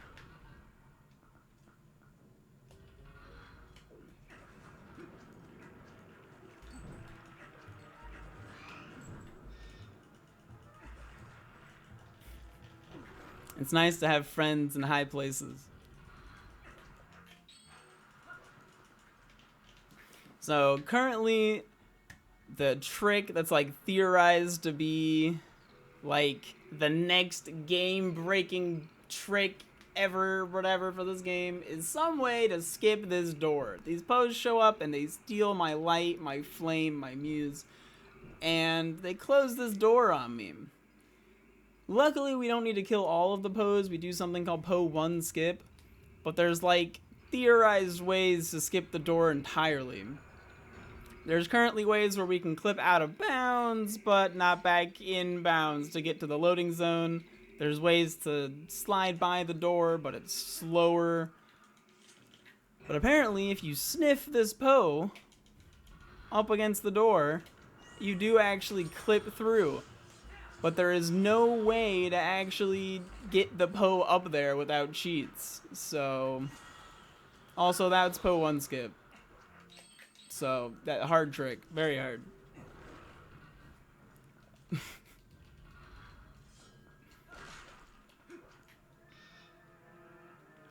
I'm kind of downplaying it because it's actually really hard.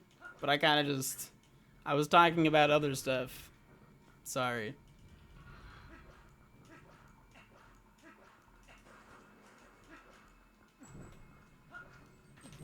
It's a speedrunner's job to make speedruns look easy. No matter how hard it is. Or how bad you are. If you make something that looks... If you make something kind of difficult look super easy, you're a speedrunner.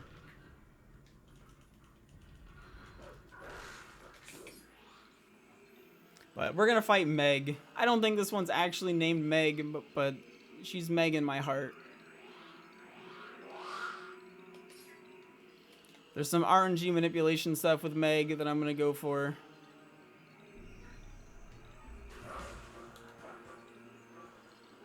And I got it. Now I'm just gonna hope for fast RNG. Ooh. Nice. That was a very, very quick Meg kill. There's a 1 frame where I can take her soul again. Aw, I didn't get it. I'll go for it later for swag points. But we do need the Poe's Scent to be able to finish the dungeon. Normally you get the Poe's Scent from the first Poe, but we didn't kill the first Poe. We did Poe 1 skip. So we're gonna go to the second Poe. Or I guess I think this is technically the 4th Poe that we go to get the scent, but point being, we need to smell one of the Poes. I don't know what they smell like, but probably not that great. Link doesn't seem to mind though.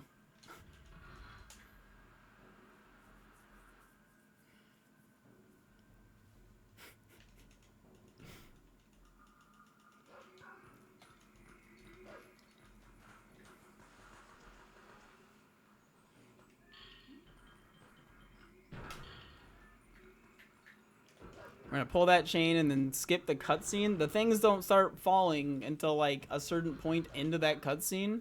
So if we skip it and move to the little pedestal soon enough, oh my gosh, we're saving like 2 frames. Thanks, Bubble. We can just fall straight down. Whoop, whoop. I need the key, buddy. Opening chests and doors are the hardest part of this game, hands down. And aiming.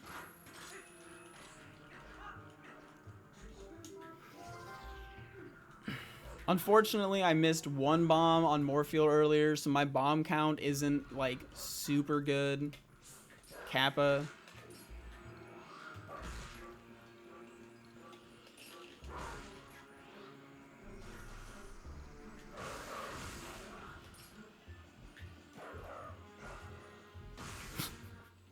Alright, let's see if I can go for the 1 frame swag again.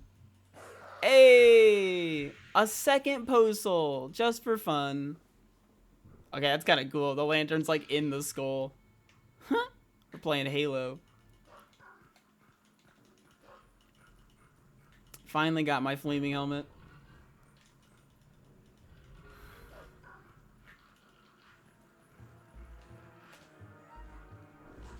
Ah.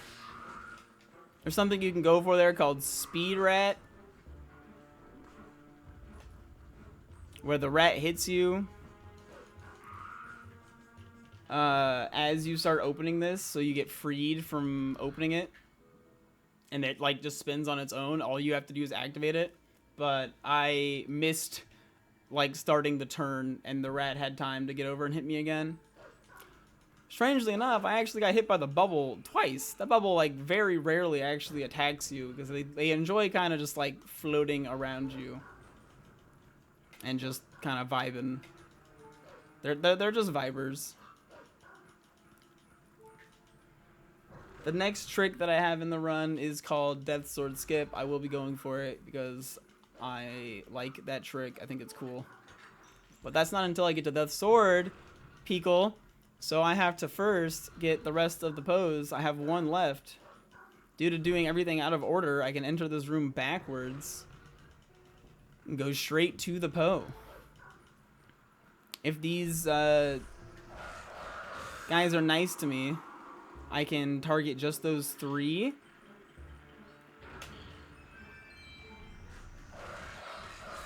And make quick work of them.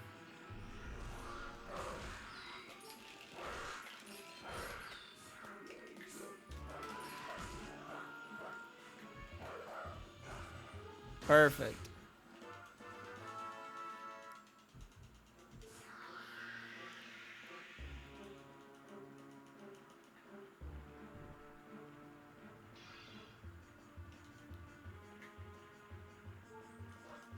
That actually did go really well.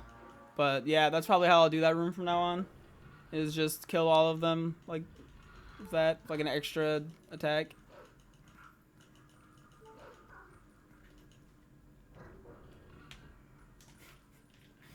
This is currently gold pace, which is kind of silly, but whatever.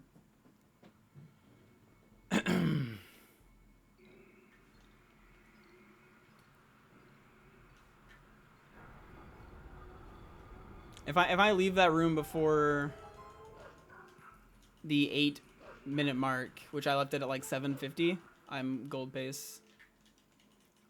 You know, so long as Death Sword Skip gives me a hand.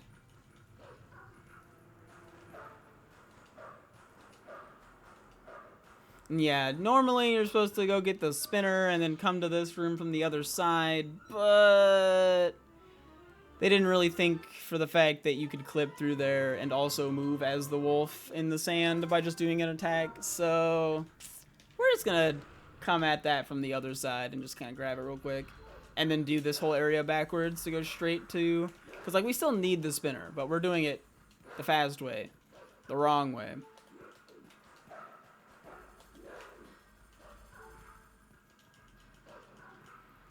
But yeah, if you're ever playing this game casually and you're just kind of stuck in the sand, just transform into a wolf and do the B attack and you'll be fine. Just boop, boop, boop, boop. No biggie. Now we have to kill these little dudes here. These skeleton guys. To open this door. But we want to be here when the door opens because we like saying goodbye to our friend of the door. So we want to make sure that we drop those bombs ahead of time. Now it's time to talk about my good friend Death Sword and how I love him so much that I don't really want to kill him. I'd prefer to skip him. There's a lot of RNG involved in this trick, as well as it being probably the hardest trick I go for in this run. So we're going to go for it once and then move on.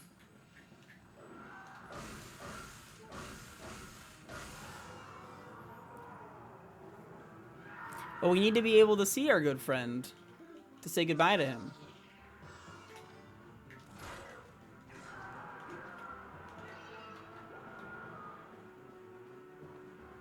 And he doesn't like us, so he's going to get stuck over here.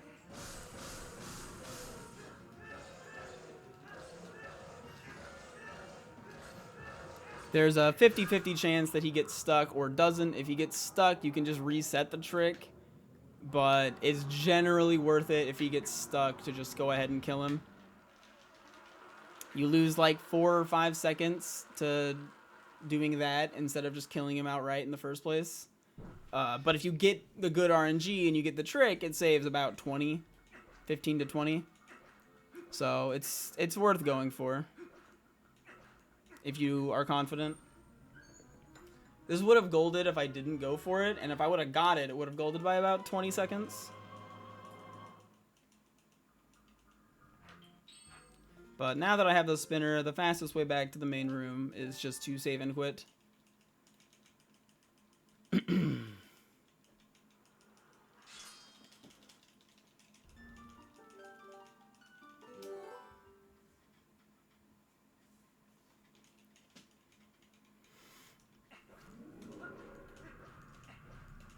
But I don't need to do any spooky movement here anymore. I can just get on the spinner and just kind of glide my way over here. Or, you know, spinner my way. My Beyblade my way over here. I'm letting it rip. I really hope that if my run of TP gets accepted, that the run before it and the run after it are Beyblade speedruns. Of some sort.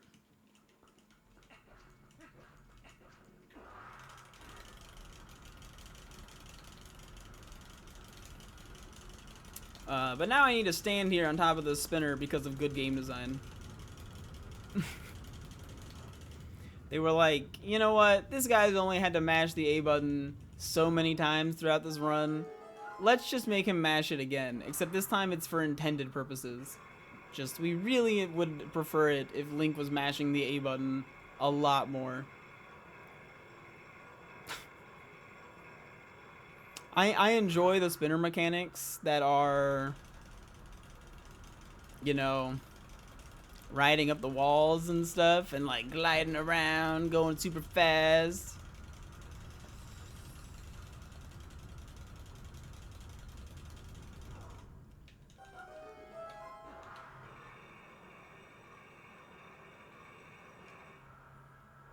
But the A button mashing is less enjoyable. Dropping lots of inside jokes so viewers have to check out your streams to understand. I feel like being better at commentary, like making them want to check out my streams because they thought I did a good job or was funny, is more likely to me than them wanting to check out my streams because they want to understand my obscure joke that I tried to make.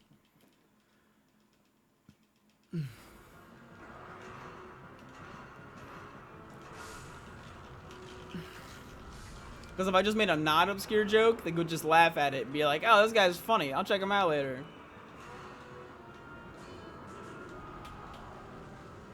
This is fine. He thought he could save his spine, but not today. Not today, Mr. Salward. Dad. Hold on. Hold on. Oh, perfect. That was exactly what I wanted. That wasn't scuffed at all. I really wish instead of the dirt bike in Breath of the Wild, they made an ATV spinner. And you just sit there and mash the A button as you spin and it like goes. Okay, that would have been kind of silly. Especially if they made you mash the A button the whole time.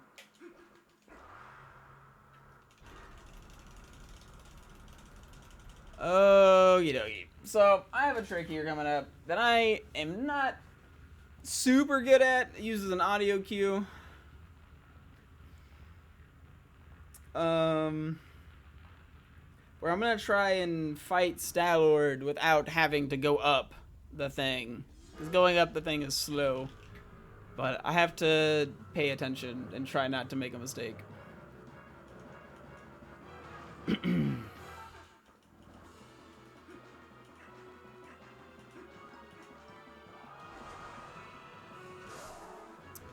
And I got it.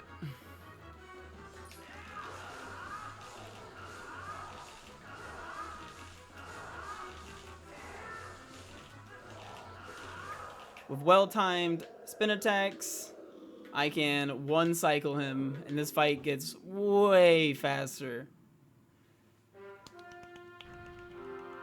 Claps are always during boss kills. This is one of the only bosses that you finish without using ending blow. You just spin attack it.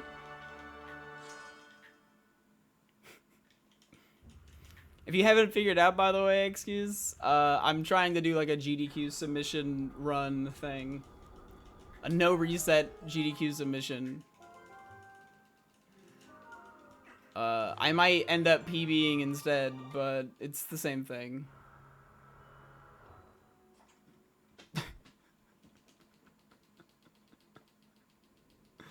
It's fine. Don't worry about it.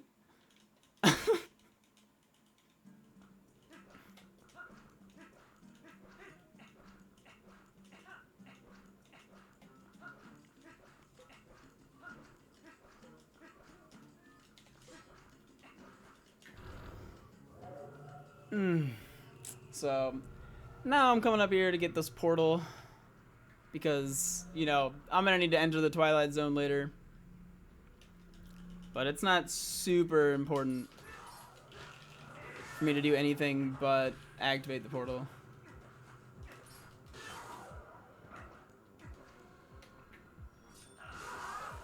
So, kill these dudes, and then I'm just gonna warp my way out of here. Because we're gonna go to the next dungeon. The, what is that? Snow Peak? No, not Snow Peak. Temple of Time? That's the next one, right? Temple of Time? City in the Sky. Alright, going to City in the Sky. That's the logical next dungeon. That's what my manager's telling me. And these guys are still stuck here. Ignore them. They're fine. I promise they're fine.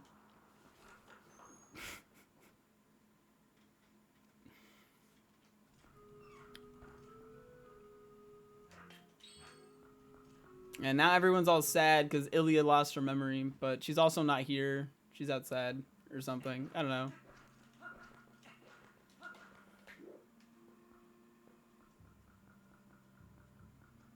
Yeah, so normally you're supposed to go do a temple or something to get an item to get through there, but they made a mistake.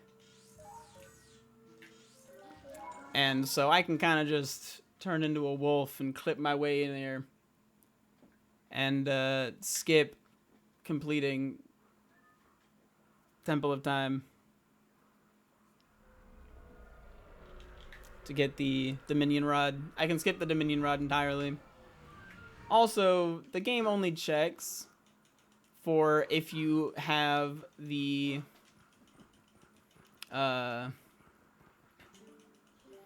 last piece of the mirror. So I only actually need to do one temple.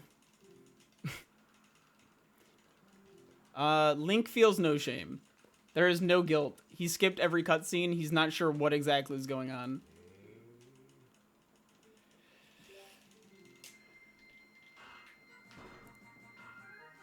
Soft locked your parents because you got your first car at 5.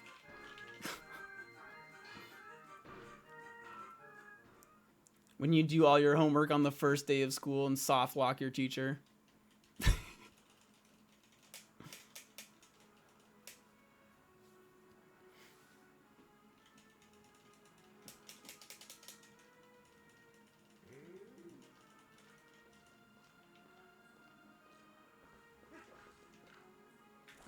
But now it's time to go to everyone's favorite temple in the entire game. Uku Island in the sky. Here comes the titty bird. Because for some reason, they have boobs. I don't know why they have boobs, but they have boobs. And we just straight up and straight down. Gravity in this game is like, just like your opinion, man.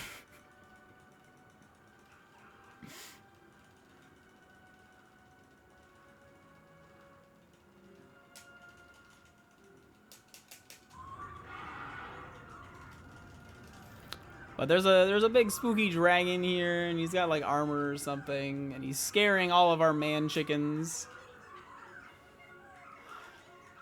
Is boobs AGDQ acceptable? I mean, yeah. They're not like... I'm not like sexualizing them. I'm just like, why do they have boobs? I guess I can say breasts. Huge Nah, huge honkers would be Bo.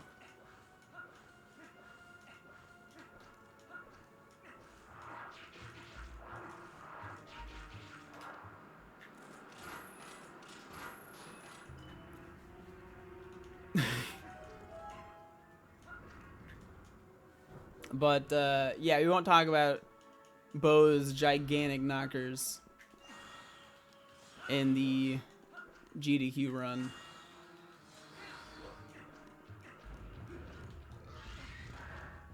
Did somebody say boobs? Yeah, we're talking about how the man chickens have boobs. Also, there's a cutscene trigger like right in front of this door, but you don't hit it if you're watching the cutscene for going through the door. So if you just open that door from far enough back, you skip the fan activating that keeps you from going straight up in that first room. A majority of this dungeon is you like turning off that fan, but we never turned the fan on, so consider it skipped. But I have to go back to pressing the A button rapidly and repeatedly because of good game design. You really wanted to make sure you had to use your spinner again in the way that you thought it was very fun before. And I fell a little bit, I guess, but we'll be fine. A little spooky there, but surviving. Surviving to see another day.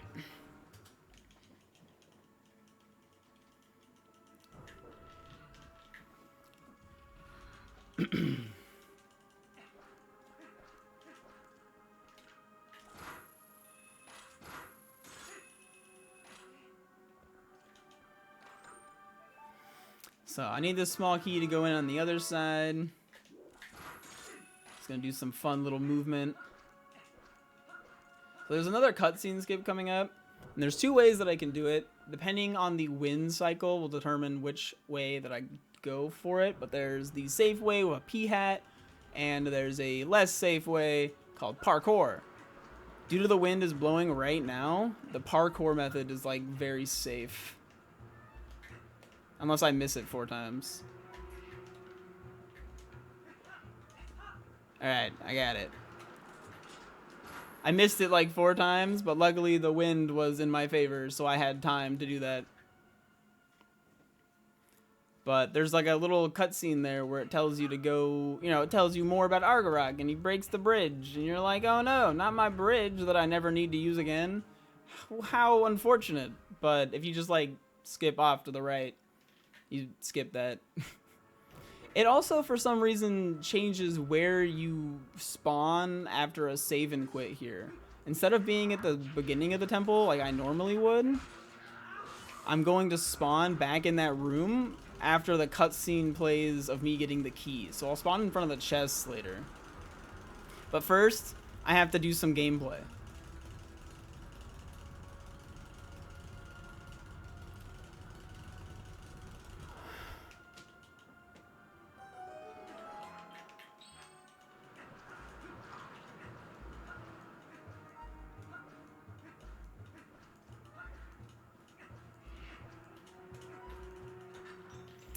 I also don't need rupees ever again, and Link's a humble man, so he'll probably stay at 0 rupees the rest of the game. That would be optimal. I might end up with like a green or so, but if I end up with anything that's not a green, I'll be losing time and sad because I don't need rupees. I'm gonna, due to the fact that I'm in City in the Sky and every single hole is, you know, something that I can use for an LJA because they're a void. And the way LJAs work is so long as the thing that I'm targeting is over a void or at a place higher than me, I can long jump. So I kind of just fly through this temple. Especially those few rooms there.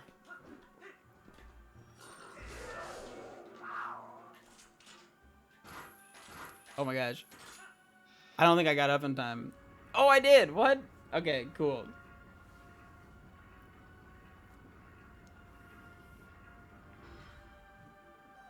So I need to save my Uku friends, my chicken buddies, so that I can use them to fly. Come, chicken. We have places to be.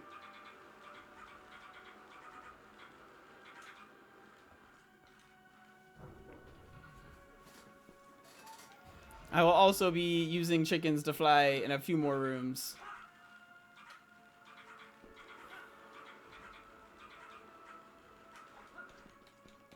Wait, hold on. I still need you.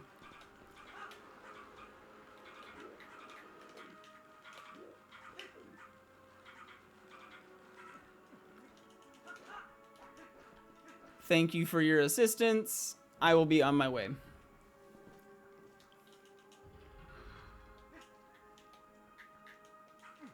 Yeah, I don't know how you're supposed to do this room casually either, but luckily, like I said before, gravity in this game is just like your opinion, man.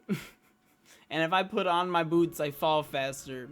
And if I take off my boots, I don't fall faster. I actually will be falling faster and then stop falling faster if I remove my boots mid-fall to put them in my backpack where they no longer affect my weight. So now I'm going to do a pixel perfect claw shot or fail pixel perfect claw shot.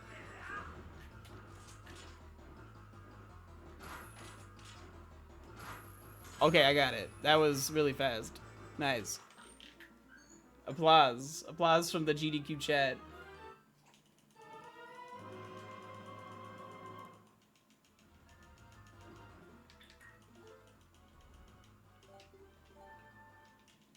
Worst trick in the game? Have you seen Gorge Void? I mean, all of the tricks in this game are really cute. GDQ staff, please accept my run.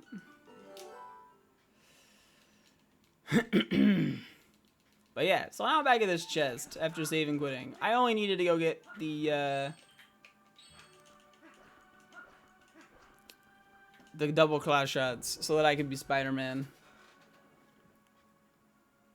And now that I'm Spider-Man, I will continue to be Spider-Man.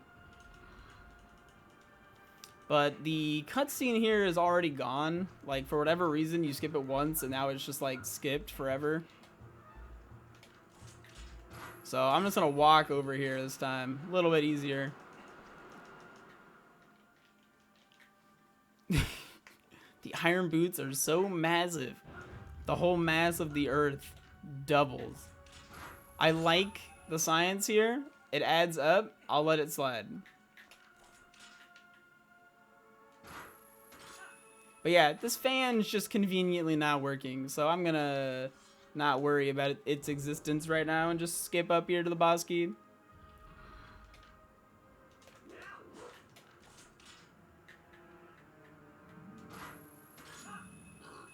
I almost got bodied by some RNG. That armored Lizalfos was about to come over and tell me about his day. I don't really want to hear about his day because he messes up my position for getting that claw shot. As much as I would love to hear about what's going on in his life, I'm just kind of busy right now.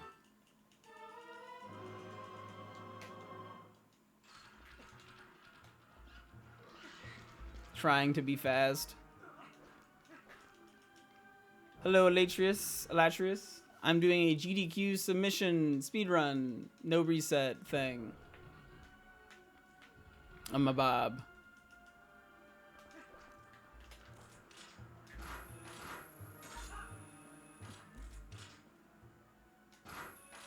Wait, I'm not a therapist? I thought that's what all Twitch streamers were.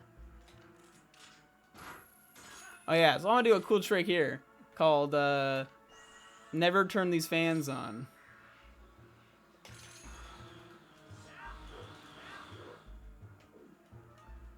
Yeah, I'm over here now. Thanks, Boomerang. Thanks, trusty Boomerang. I swear the Boomerang is only more powerful in Avatar than it is in this silly game.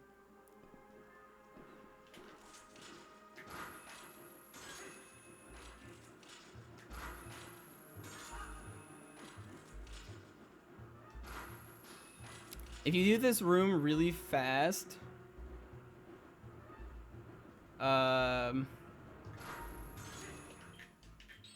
you can actually end up skipping a fan cycle.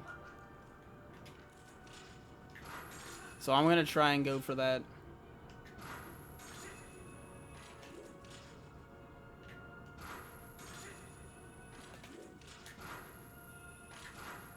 I just barely missed.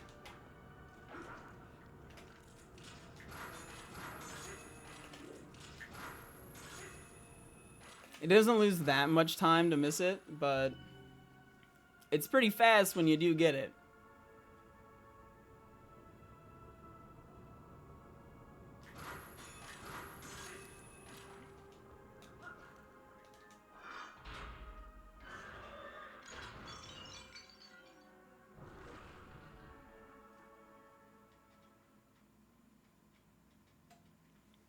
What's up, Adi? Thanks for the good luck.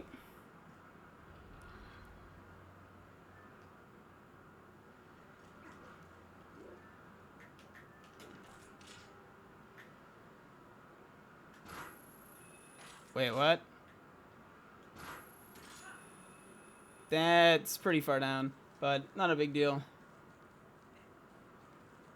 For the new people just showing up, I'm currently trying to do a GDQ submission run. So I'm trying to talk about the tricks and the game and whatnot.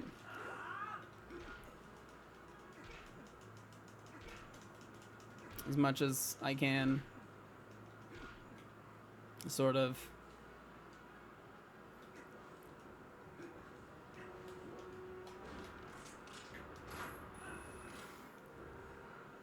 Ugh. So, this first phase here you can actually do in one little cycle. Because before he flies away, you can just like re-grab on the wall like really quickly and just kind of instantly kill him again. He's just nice enough to wait around for us.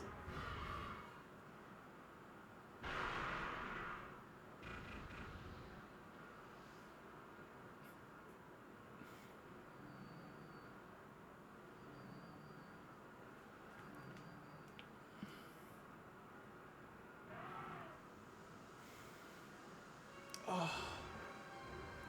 This run is surprisingly good though. Which is making the commentary part like way more difficult. The part where I'm just randomly on best pace ever by 36 seconds for me. But it's fine. It's fine. This is just a no reset for a GDQ submission. Oh my god.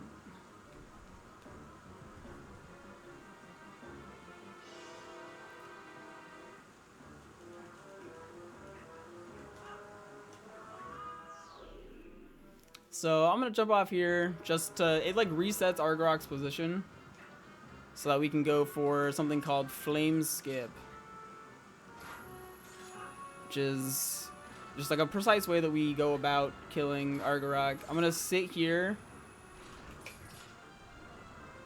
and wait for him to scream at me, and then go up here and equip my Iron Boots. And then I'll fly away at a specific time so that he stops breathing fire and goes into his knocked out mode and allow him to get onto his back immediately. It's very, very kind of him.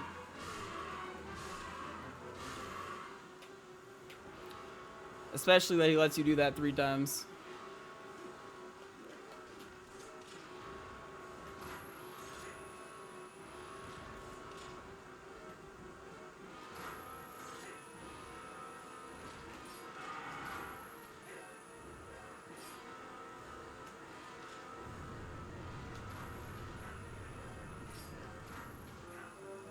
That was actually really close to failing, I think. Cool. You can be the guy who sits on the couch and says nothing. If it gets accepted, I actually have no idea who my couch would be.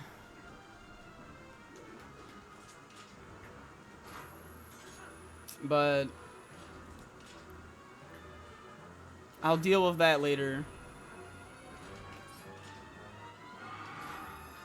So I'm gonna count to 4 here. I want to hit 4 P-hats.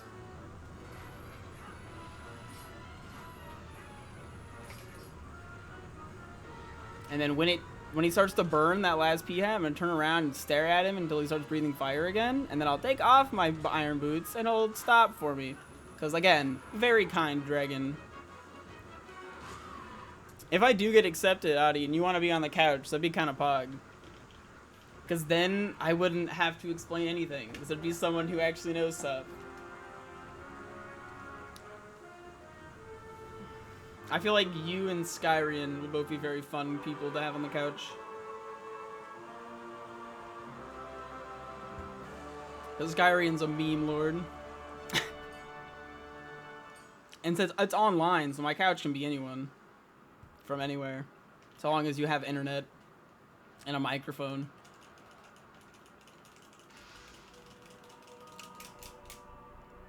I can scream the bow show if it happens. The bow show happened in this run. This has like an 820 iron boots or something.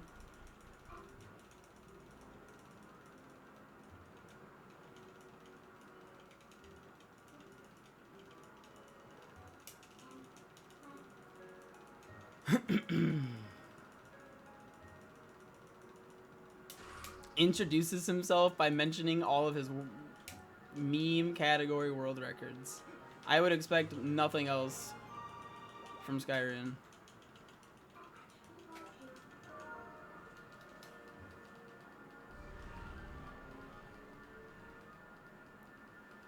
It's really funny to me how Skyrim both knows a ton about this game and also is like one of the biggest meme lords that has ever interacted with me on this stream.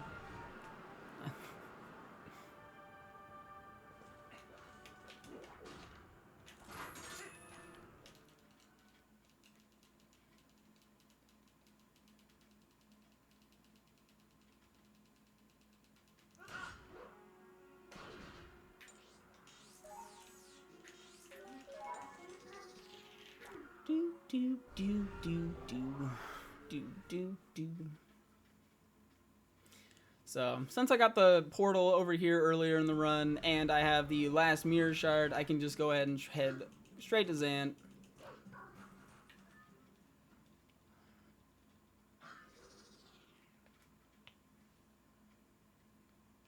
We have no idea what's going on because we still skip every cutscene in the game.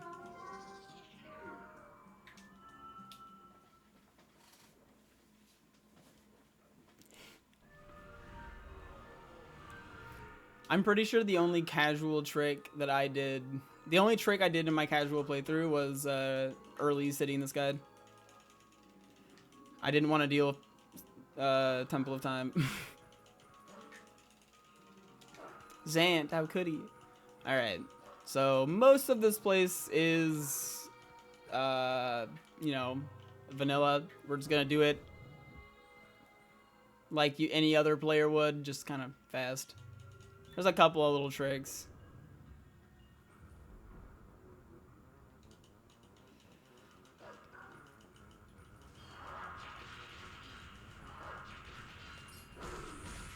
The fastest way to kill these guys is one dash like B attack to hit them twice, and then a minute charge attack. I wonder what the like official, you know, name is for that. Like what they have in the Game Informer on how to do that.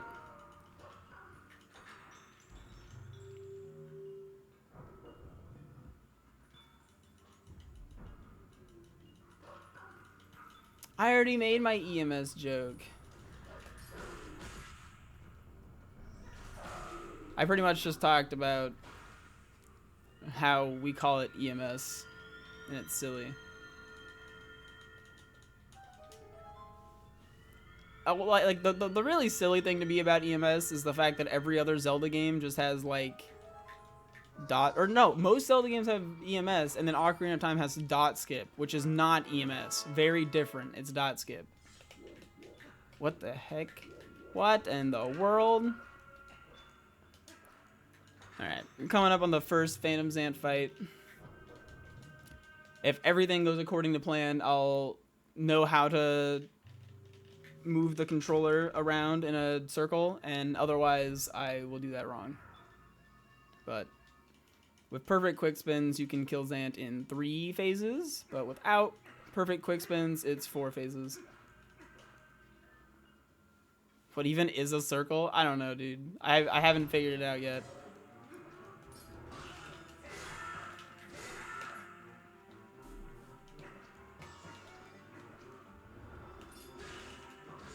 Alright, well, 4 phases it is.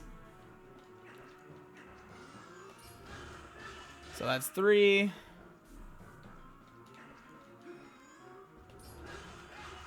And 4. So long as you only hit him 3 times, or like there's a certain amount of times you can hit him to where he'll just like teleport and start doing an attack again. If you hit him too much, he'll like start teleporting around all weird like.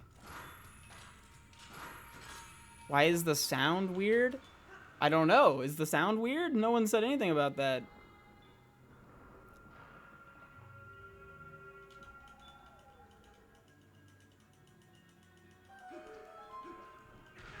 Ow.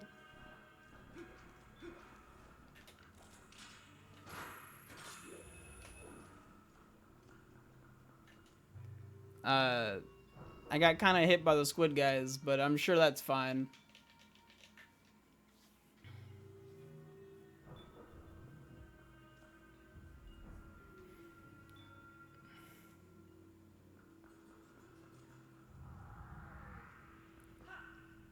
Oh, I forgot to use my iron boots there to fall faster.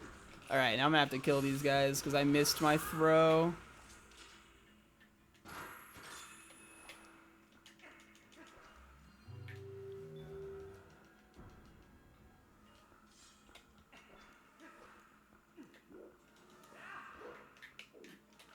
So if I do this right, I can do something called an L slide to go far enough over to where these guys won't spawn, which happened.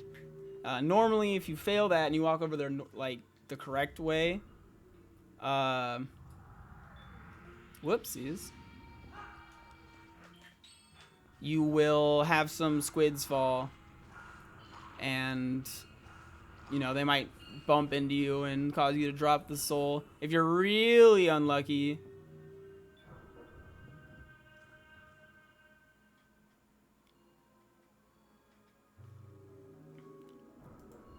they can even like hit you, and that's bad.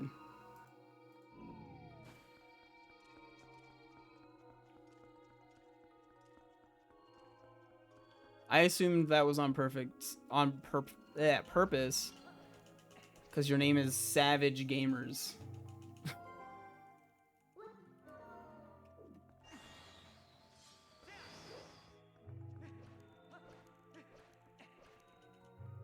But I should have fixed the mic problem.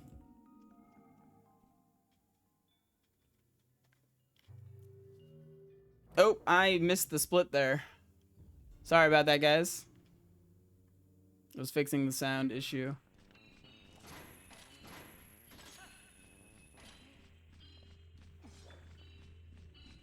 So I'm gonna try and hit a cycle here. Dang it.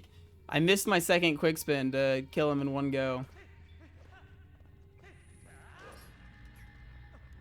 Why did you not jump? No! Oh no. Okay.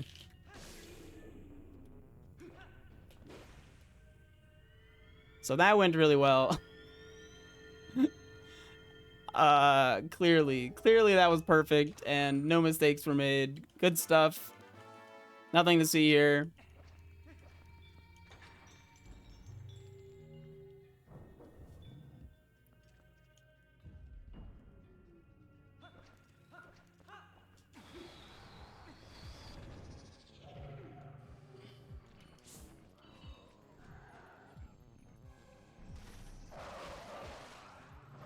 So after I killed those guys, unlike every other time, there is no cutscene.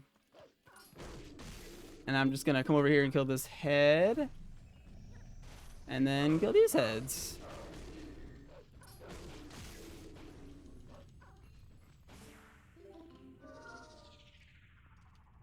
Nice. Nice stuff. And sorry for not talking in the chat too much. Again, I'm trying to stay a little bit focused on treating it like a GDQ run. Just a tad. Normally, I talk to chat a lot more. I should have probably put in my title of this that I'm doing a GDQ submission run and not just TP any %. But that would have been way too convenient and, you know, easy to see. But too late now.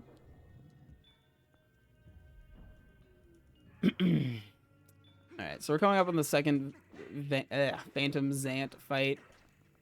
I wanted to say like Phant, like Phantom Zant combined into one word, but that's not really a thing. I'm just gonna keep this easy because I think I was way too late. And so I could have gotten some bad RNG. Oh dear.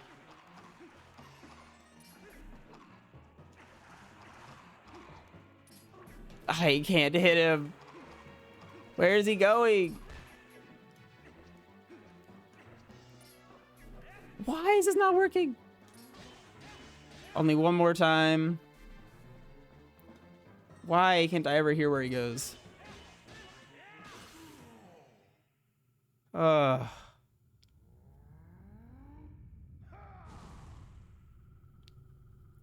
So that was really bad. But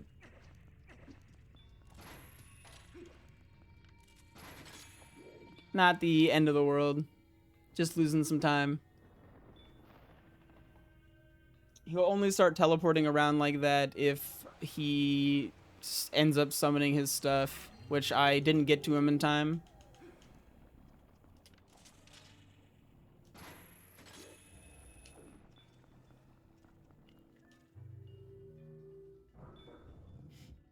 He makes like a directional sound whenever he teleports, but my speakers don't really make it easy for me to hear where exactly the sound's coming from, so I'm kind of just guessing and looking for him.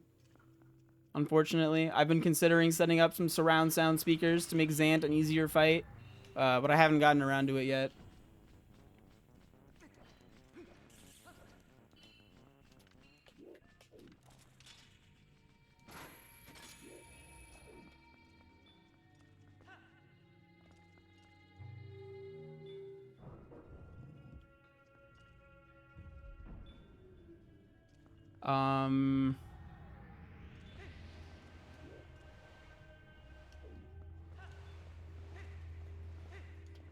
I don't really want to wear headphones for 9 hours. Alright, so I'm gonna try and hit these keys like that to get the heart. It's just really easy to take damage on this temple. So smart to just kind of take that extra precaution, try and get some hearts. And like he's almost always give you a heart.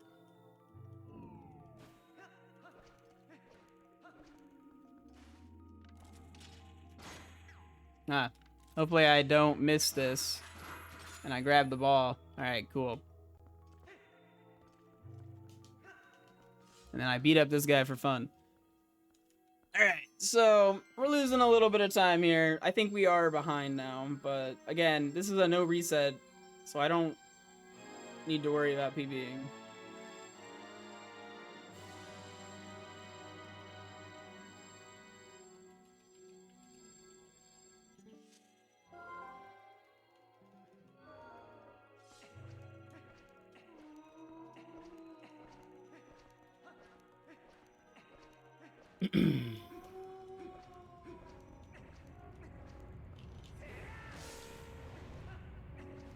So now that we have the bright, the shiny sword, we're gonna work our way over to Zant.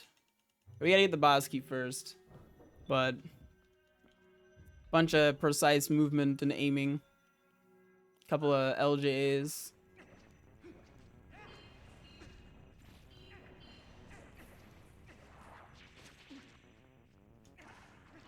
We want to try and get these 2 balls.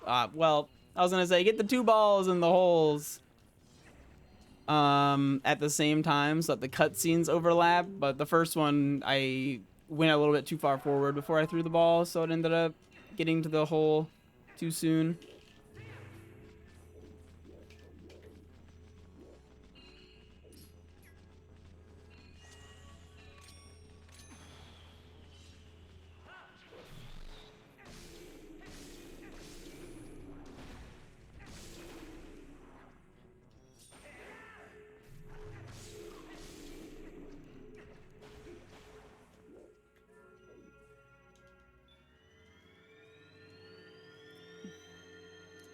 Luckily, the game gives us this beautiful delay so we can get over to the chest before it spawns.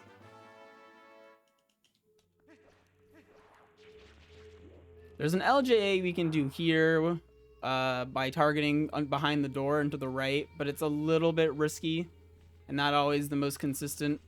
So it's generally safer to just kind of wait a tad. I believe it saves about a second, maybe 2. So we'll eat the second here for consistency's sake.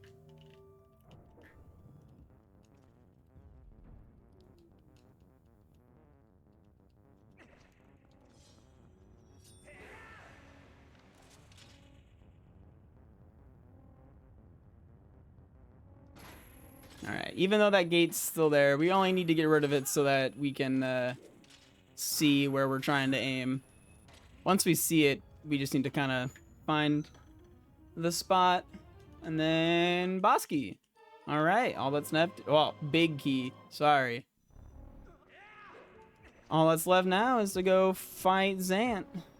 To open this door, we have to kill the entire trumpet section. We have to kill all these Zant heads, but one of them is over here, so we gotta like ride this for a little bit.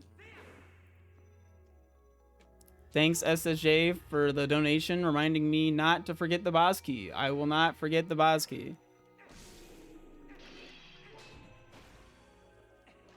All right. Normally we try to get a heart there in one of those pots so that we're not at a very small amount of hearts.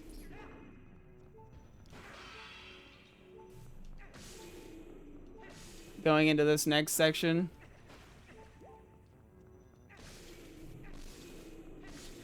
But now I have 1 heart, which is much safer. Incoming trumpet.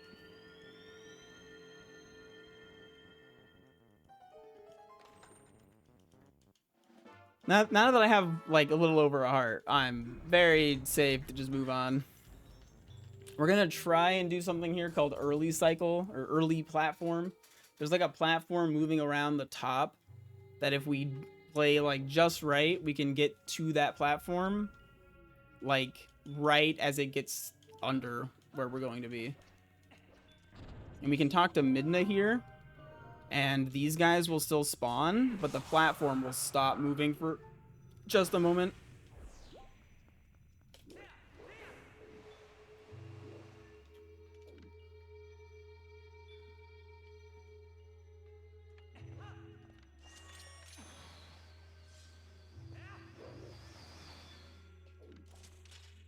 All right.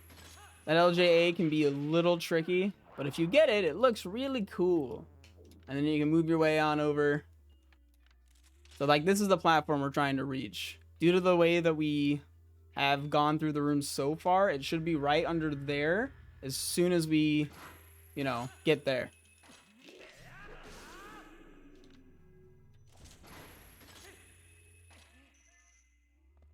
Boop. And there we go.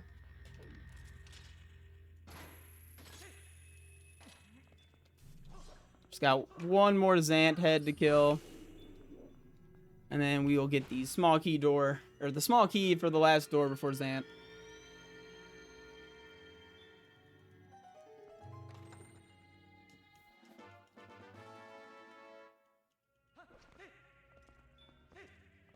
There's another LJA you can do here. It's a lot safer. And I don't normally go for it because I've been failing it recently, but I forgot about that and I went for it. But we got it, so hey.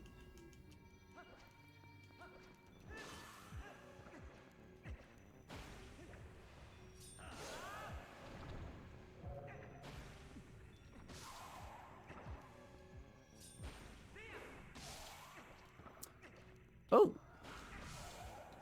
I can't believe that missed. I've never actually done a quick spin and not killed both of them here. Huh? You can actually kill them, like, as they spawn above you. It's kind of funny.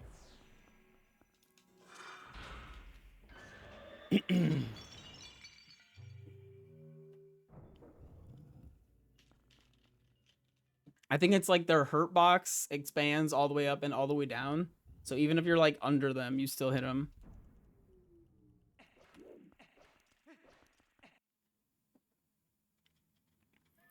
Now it's time for the best song in the game.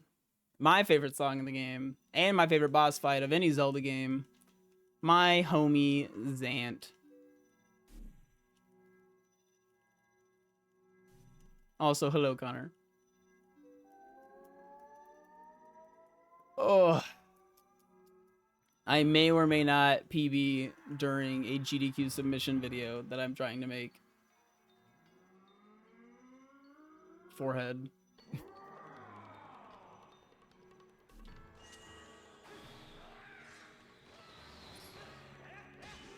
The only attack that actually does damage to Zant is the last one. So all these other attacks, I'm just kind of doing to try and get to the last one sooner. There's a 2-frame trick we can get coming up to do this fight in 1 cycle. Well, not quite. I didn't get the spin attack. So we're going to do this in a few cycles.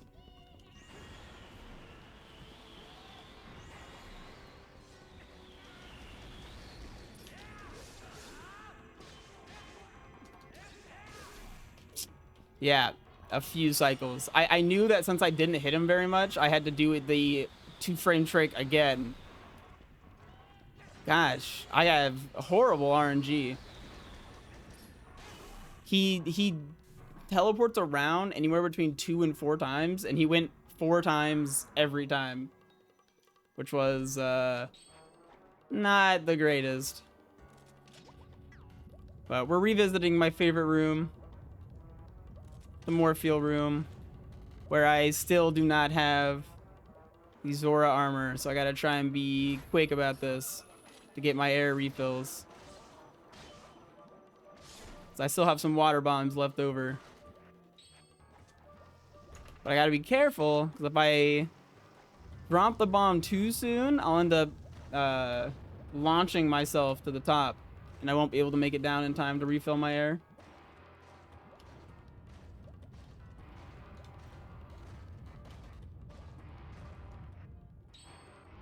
Wait a second.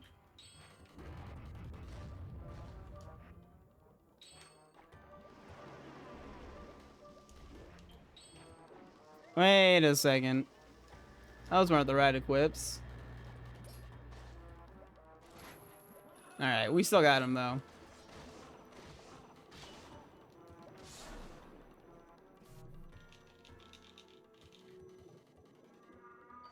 Just RBA Zora armor? Not quite. Not quite an option. Luckily for us, he always goes to the same pole here, and then always spawns at this pole, so we can just iron ball it. I was trying to like iron boots it, but yeah, ball and chain that totem, knock him down real quick. And the only reason we even go to Snow Peak to get the ball and chain is because we need the ball and chain for this fight. If it wasn't for this fight, we wouldn't get the ball and chain at all.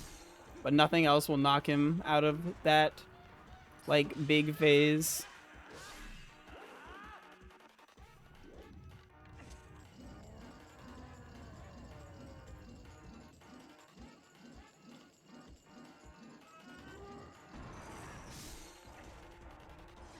But that's why we have the ball and chain.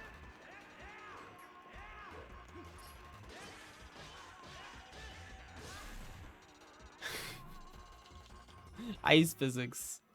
Am I right?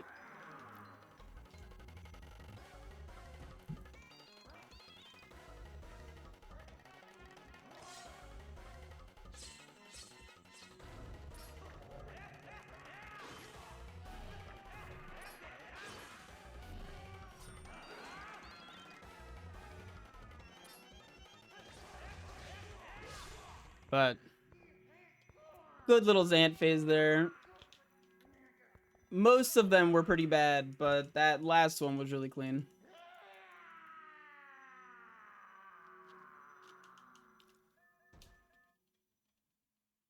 Unfortunately, Palace of Time Loss took a heavy toll on my ability to PB. And we are back in the red. I may not PB in my GDQ submission video after all. But it's okay.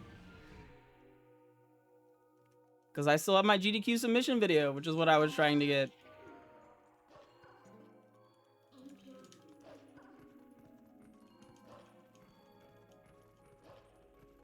And we turn into the wolf here at the start just because we're going to have to talk to Minna, and it's faster to talk to her as a wolf because she's already on your back. She doesn't have to like pop out and say things. And then we also have to warp right after, so we don't have to turn into a wolf here to warp. We can just warp. Ends up saving a tiny bit of time. Minor optimization. But there's one more postman who's got a lot of letters to deliver to us. But we'd rather not receive those letters, so we're going to try and jump around him here. Or jump right into him. I've jumped into him quite a few times. Like that.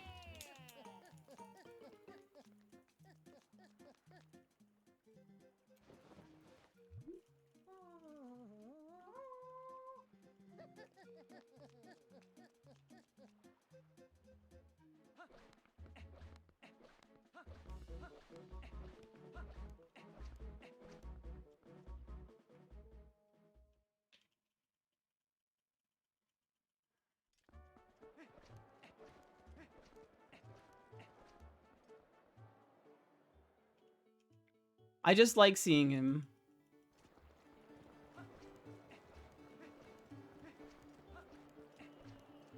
And, oh no, I bonked. GDQ, don't hate me for going pee. I really need to pee. Enjoy Squidnet.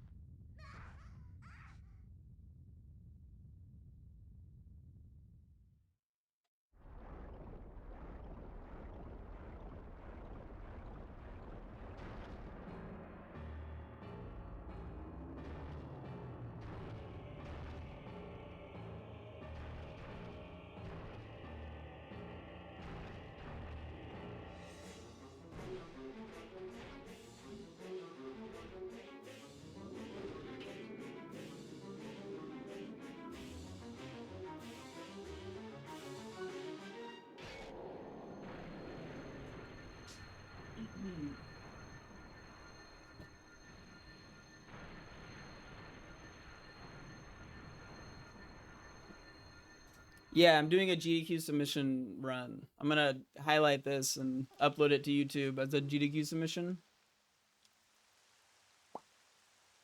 This is just a no reset for GDQ.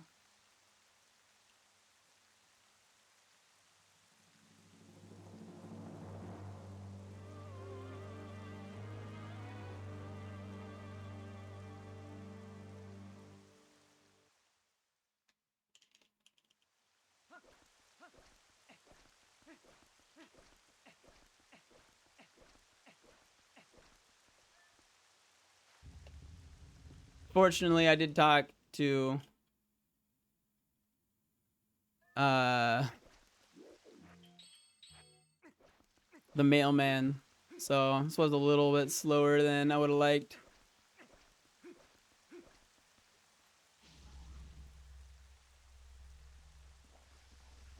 So the fastest way to beat these guys is just ignore them entirely.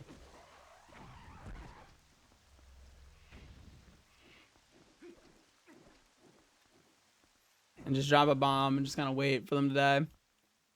People keep wondering when this game's gonna get barrier skip, and I don't know why. We skip plenty of barriers.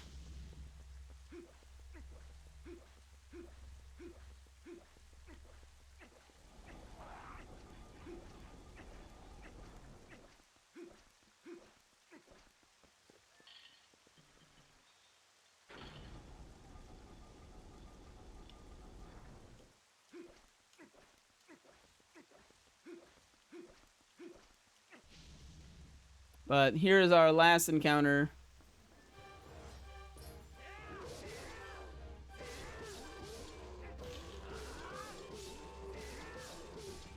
With our good friend, King Boblin.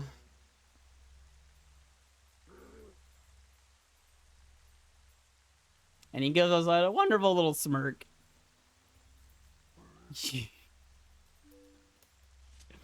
I've never actually heard him called that. I like it.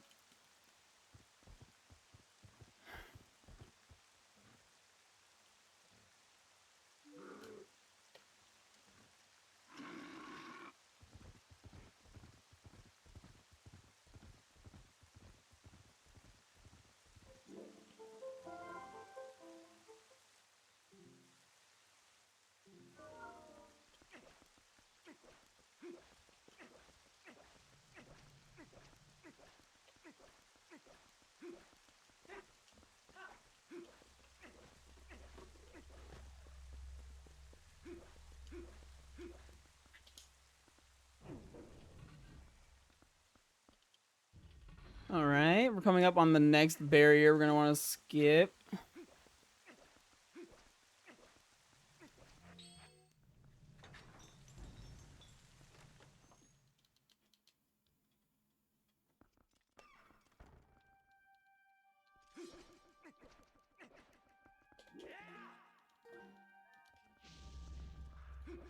And we got it. All right, that's the last barrier we skip in the any percent run.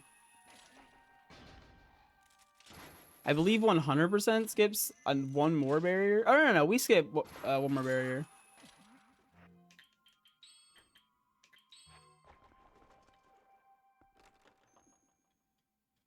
We can skip two. There was actually one more barrier skip found recently that saves 2 seconds.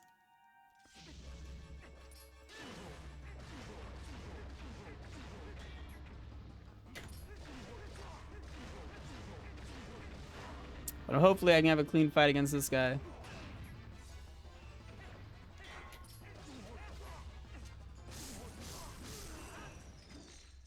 Nice. If I position myself properly, I should be able to just hurl the boomerang and blow out the thing. Oh my gosh. Can I stop getting phone calls? This is really annoying, actually.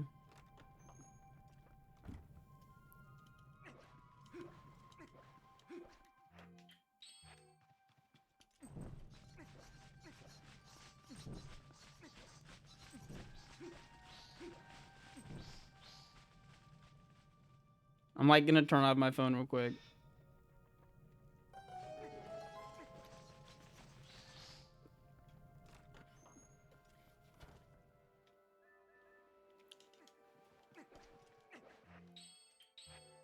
Alright, so the fastest way to kill these guys is by pulling out a bomb. And then we can use the boomerang here to instantly explode it and kill both of them. Do you ever doing a GDQ submission video on PB Pace and then get 2 phone calls back to back? At the end of the run?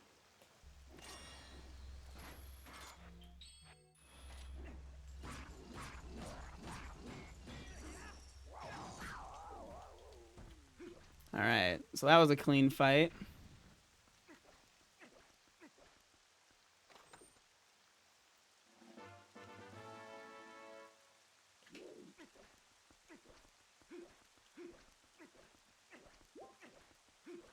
So next we're going to go over here and meet the group of people that technically have been helping us throughout this game. You know, they were here, we promise. They've been a very huge help. Very important to the story.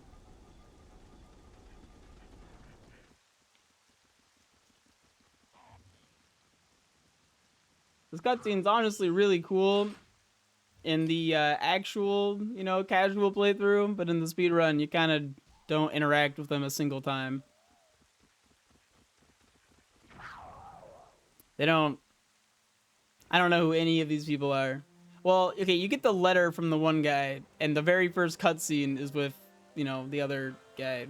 But you really don't interact with them enough to, like, know who they are. They're kind of just chilling.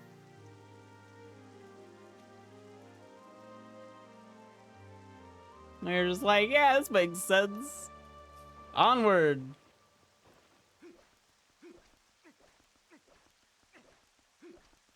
But I need to remember to go get this boss key before I move on.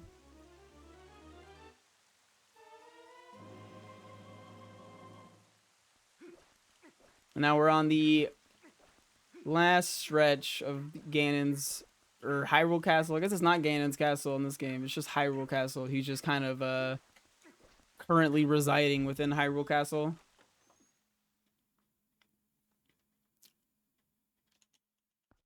My castle now. You saw the barrier. I own it.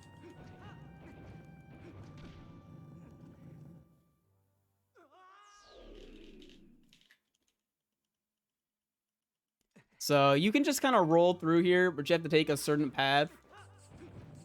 I've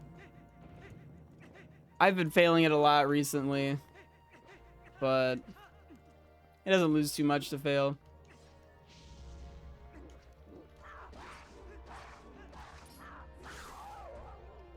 Oh, cool, they still died. I didn't think that was gonna kill them, to be honest.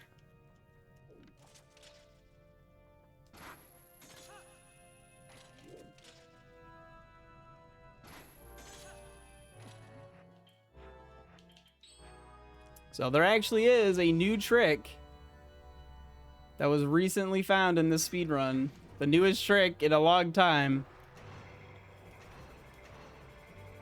Which allows you to skip that barrier. It saves about 2 seconds. And then you can skip that barrier by doing that cool little claw shot thing and just skip the cutscene a little late.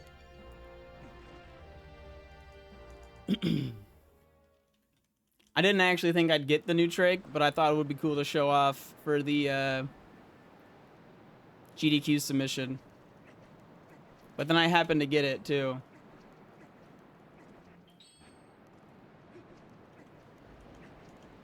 Alright, we're coming up on Zelda. All we have to do here is make a bunch of frame perfect... It's all RNG. It's 100% RNG. We just wait for her. And put our hands together. Well, already bad RNG. Good try, everyone. Come back next time.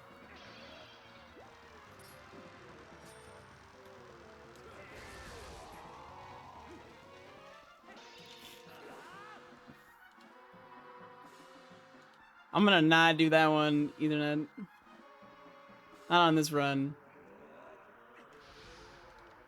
We're gonna stare at the ground some more because her triangles are very bright. There's lots of pixels in those triangles.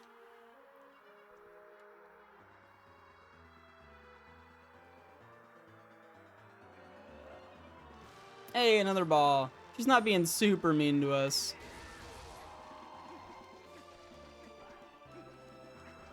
But that is 4.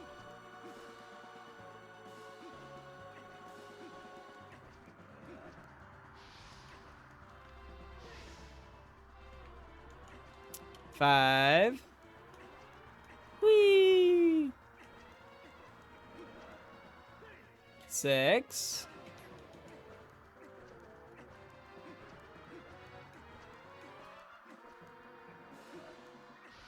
7.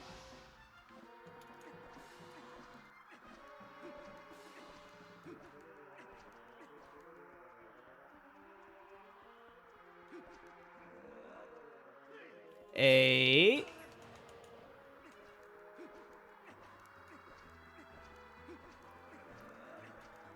9. Thank you, Zelda.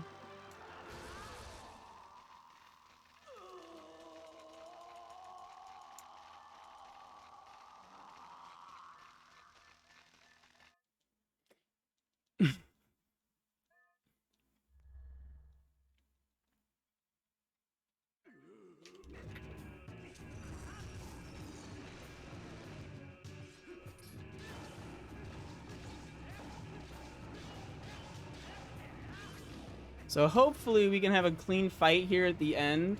If you hit Beast Ganon a certain amount of times, you can kill him in 3. Or you can bring him down to 1 hit with 2 cycles of Human Link attacks. That first part was clean. I'm hoping here that I can get to him after the ball and chain hits. Okay, cool. Sometimes he falls on the other side, and it's a lot harder. 1, 2, 3, and 4. Perfect. So now I can transform into a wolf and just kind of wait for him. Since he's on his last hit, he's gonna just kind of go in a circle and then instantly spawn. Instead of like teasing me with a bunch of portals, he's just gonna pick one.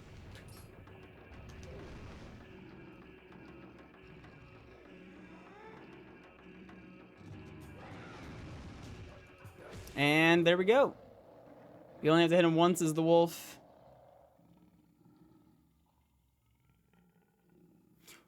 Him only spawning the 1 portal and coming out instantly is because he's 1 hit left. So like those 2 things go together, I believe. And now we get to hope that the Hylian sniper is on our side. Because this next part is just hopefully Zelda doesn't miss. And hopefully I don't do something silly.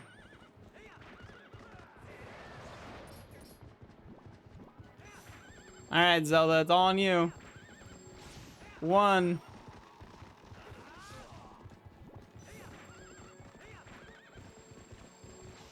Nah.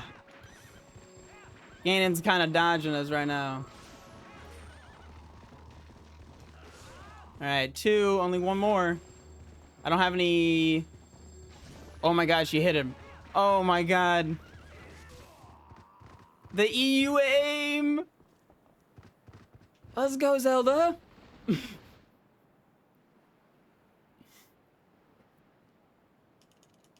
I've had Zelda miss quite a bit there. Yeah, I'll equip Iron Boots. It wouldn't be a GDQ submission if I didn't. Should I equip Iron Boots? I'm on pace by 2 seconds.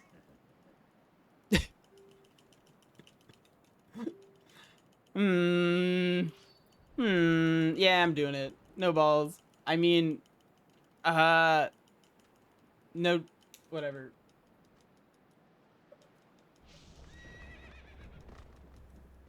This is a meme run. GDQ, please accept my PB to your wonderful establishment.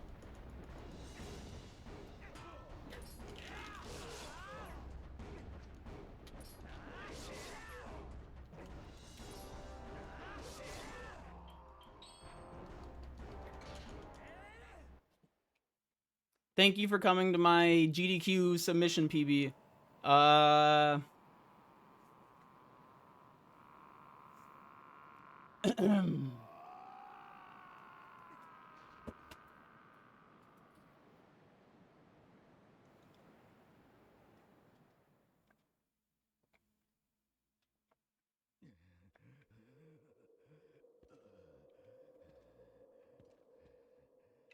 Easy style points. I missed gold by 0.2 seconds.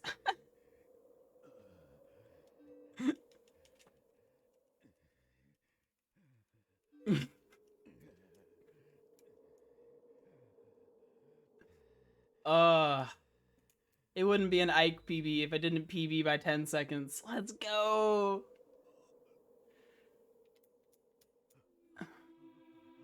What confuses me isn't that it PB'd. It's that it, or like PB'd on a no reset. It's that it PB'd with like a super bad start. Also, this is technically my first run of the day, and my last run yesterday PB'd. So this was literally a back-to-back.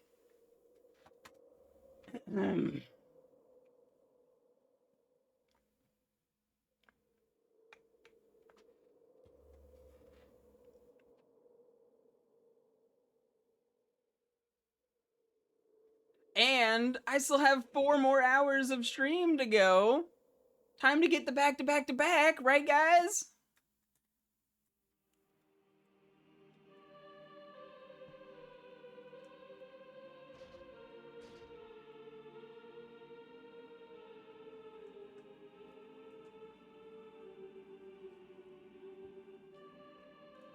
It's also White Claw Wednesday. Juicy clickbait YouTube title. Hey, speaking of juicy clickbait YouTube, have you guys subscribed to my YouTube?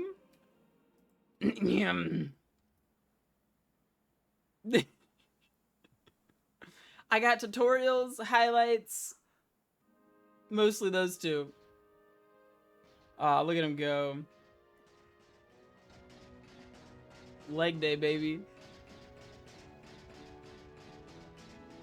This is what it's all about. You can hear him heavy breathing. Oh my god.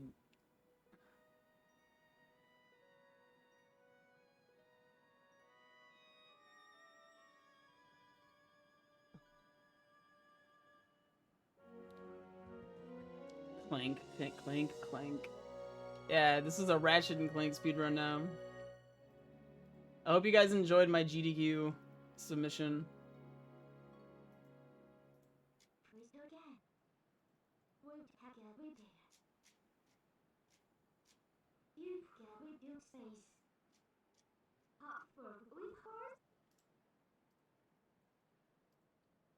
So it's technically a very specific day of the week that I like to call Wednesday. Do you guys know what Wednesday signifies? It signifies Peekle giving me 5 gifted subs.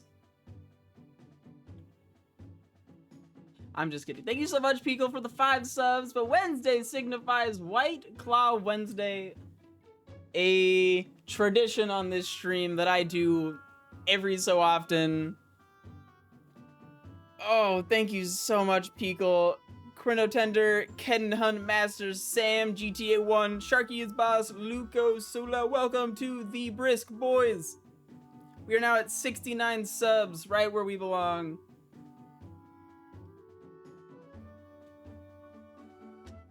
Nobody else subscribe ever again.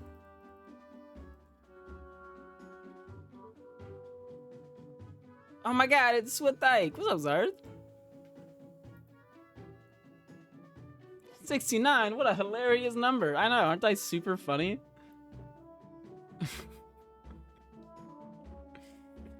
Why not Whiskey Wednesdays? Because I have White Claw, not whiskey. Let me go grab... Yeah, I'll grab my White Claw after the cutscene. I like my PB cutscene. My...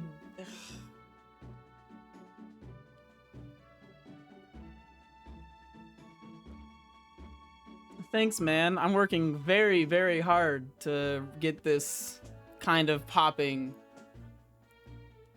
I see that more people have contributed to me stealing Bezos's yacht.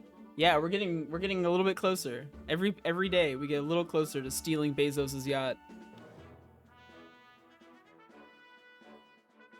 Every time it goes black screen, we get to see some RuneScape. Here, I can go catch some fish.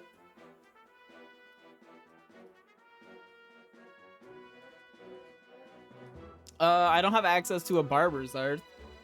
So my haircuts aren't as fine. You're way hotter than him now? I always was.